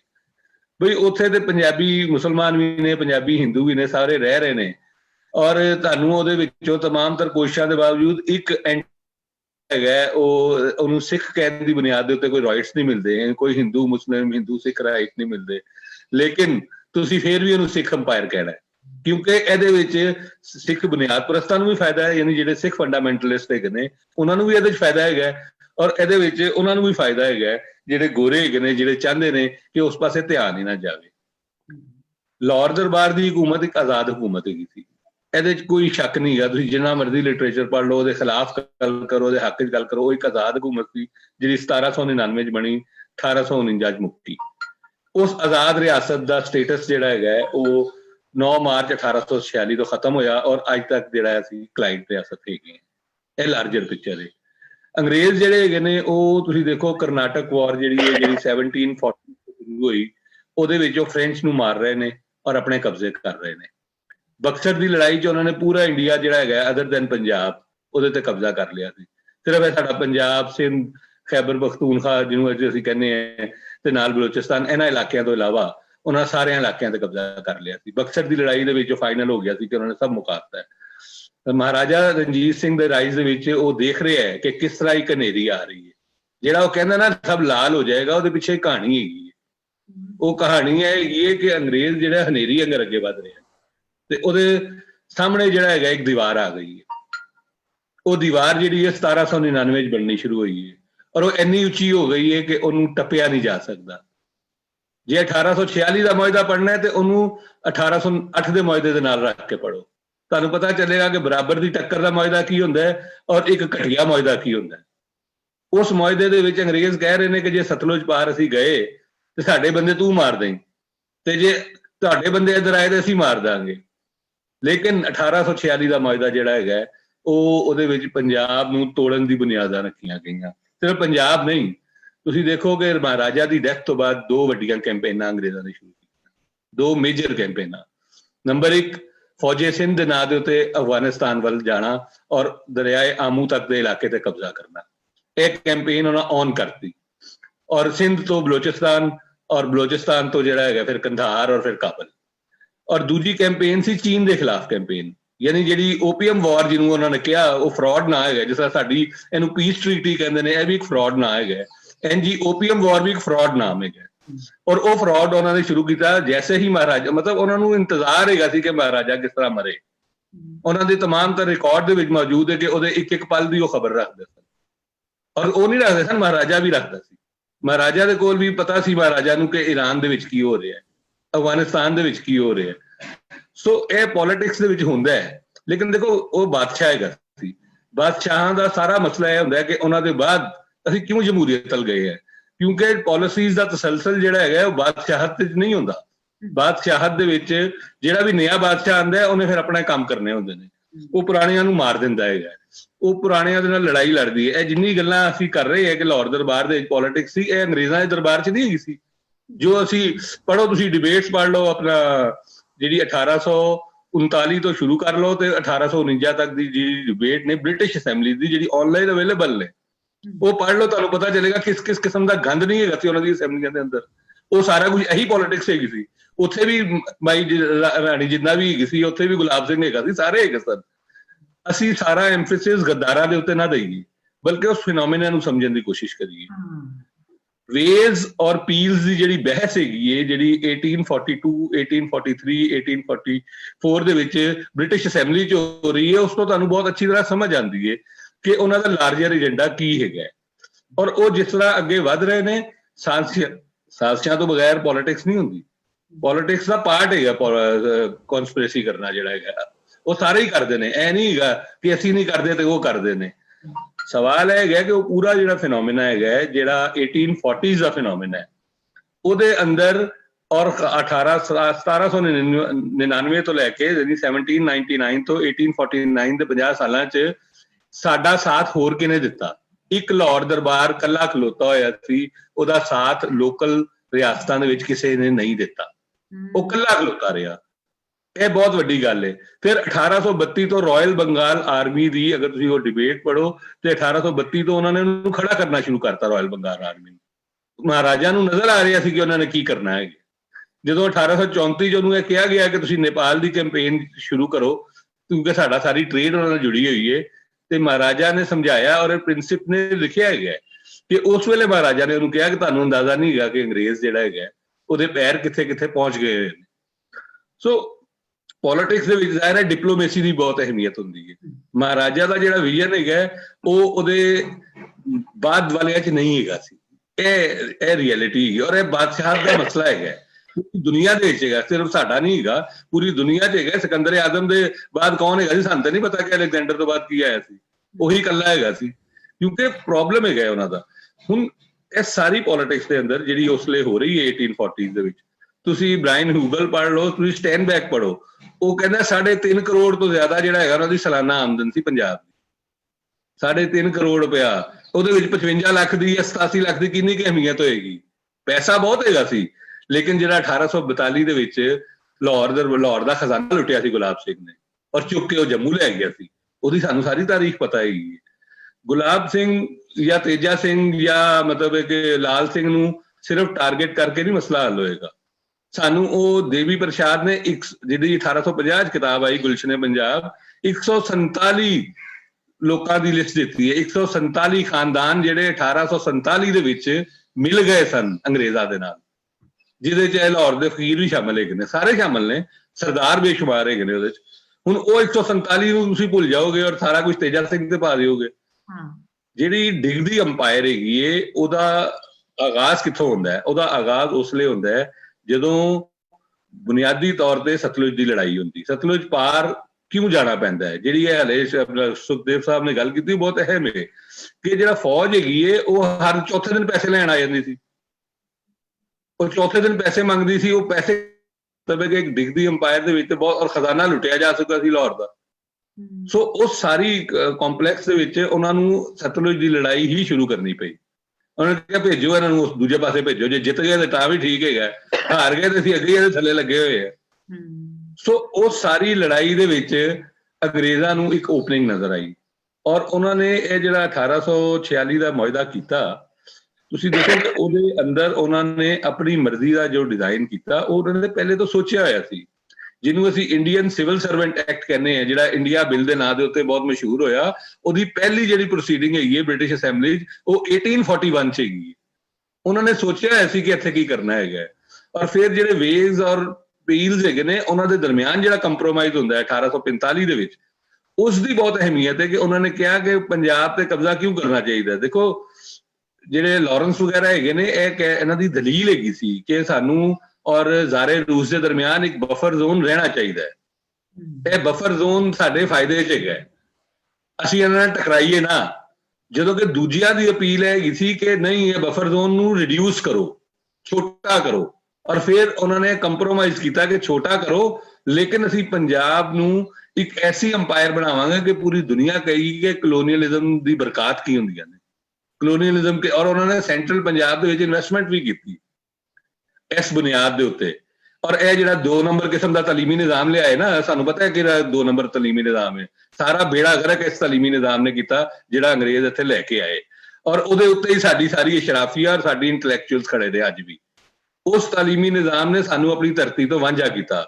ਉਹਨਾਂ ਪੰਜਾਬੀ ਲਾਈ ਸਿਰਫ ਸਿੱਖਾਂ ਲਈ, ਪੰਜਾਬੀ ਅਖਬਾਰ ਕੱਢਿਆ ਸਿਰਫ ਗੁਰਮੁਖੀ ਦੇ ਵਿੱਚ, ਕਿਉਂਕਿ ਉਹਨਾਂ ਨੂੰ ਪਤਾ ਸੀ ਕਿ ਕਿੱਥੋਂ ਤੋੜਨਾ ਹੈ। ਉਹ ਅੱਗੇ ਉਰਦੂ ਔਰ ਹਿੰਦੀ ਦੇ ਨਾਂ ਦੇ ਉੱਤੇ ਤੋੜਨ ਦਾ ਆਗਾਜ਼ ਏਜੰਡਾ ਬਣਾ ਚੁੱਕੇ ਸਨ ਫੋਰਟ ਵਿਲੀਅਮ ਕਾਲਜ ਤੋਂ। ਸਕਸੈਸਫੁਲੀ ਉਹਨਾਂ ਨੇ ਪੰਜਾਬ ਦੇ ਅੰਦਰ ਜਿਹੜਾ ਹੈਗਾ ਉਹ ਪੰਜਾਬੀ ਨੂੰ ਧਰਮਾਂ ਦੇ ਅੰਦਰ ਵੰਡਿਆ, ਔਰ ਇੱਥੇ ਚੁੱਕਿਆ ਉਹਨਾਂ ਨੇ ਧਰਮੀ ਸਿੱਖਾਂ ਨੂੰ ਵੀ ਚੁੱਕਿਆ, ਧਰਮੀ ਮੁਸਲਮਾਨਾਂ ਨੂੰ ਵੀ ਚੁੱਕਿਆ, ਧਰਮੀ ਹਿੰਦੂਆਂ ਨੂੰ ਵੀ ਚੁੱਕਿਆ। ਔਰ ਉਹਨਾਂ ਨੇ ਇਹ ਖਾਲਸਾ ਕਾਲਜ, ਕਿਹੜੇ ਸੈਕੂਲਰ ਕਾਲਜ ਸਨ ਜਿਹਦਾ ਨਾਂ ਖਾਲਸਾ ਕਾਲਜ ਹੈ, ਜਿਹਦਾ ਨਾਂ ਇਸਲਾਮੀਆ ਕਾਲਜ ਹੈ, ਜਿਹਦਾ ਸਨਾਤਨ ਧਰਮ ਕਾਲਜ ਹੈ, ਕੀ ਹੈਗੇ ਸਨ। ਸੋ ਉਹਨਾਂ ਨੇ ਇੱਥੇ ਕਬਜ਼ਾ ਕਰਨ ਤੋਂ ਬਾਅਦ ਜੋ ਕੁਝ ਕੀਤਾ, ਉਹ ਇੱਥੇ ਕਬਜ਼ੇ ਤੋਂ ਪਹਿਲੇ, ਟ੍ਰੀਟੀ ਤੋਂ ਪਹਿਲੇ ਉਹ ਸੋਚ ਚੁੱਕੇ ਸਨ ਉਹਨਾਂ ਨੇ ਕੀ ਕਰਨਾ ਹੈਗਾ। ਔਰ ਇਹਦਾ ਜਿਹੜਾ ਇੰਪੈਕਟ ਹੈਗਾ ਜਿਹਦੇ ਤੋਂ ਅਸੀਂ ਅੱਜ ਤੱਕ ਨਹੀਂ ਨਿਕਲ ਸਕੇ। ਦੇਖੋ ਅੱਜ ਕਿਸਾਨ ਲਹਿਰ ਚੱਲੀ ਹੈ ਨਾ, ਅੱਜ ਕਿਸਾਨ ਲਹਿਰ ਦੇ ਮਗਰ ਸਾਰੇ ਹੈਗੇ ਨੇ, ਕਿਉਂਕਿ ਇੱਕ ਵੱਡਾ ਏਜੰਡਾ ਹੈਗਾ ਕਿਸਾਨ ਲਹਿਰ।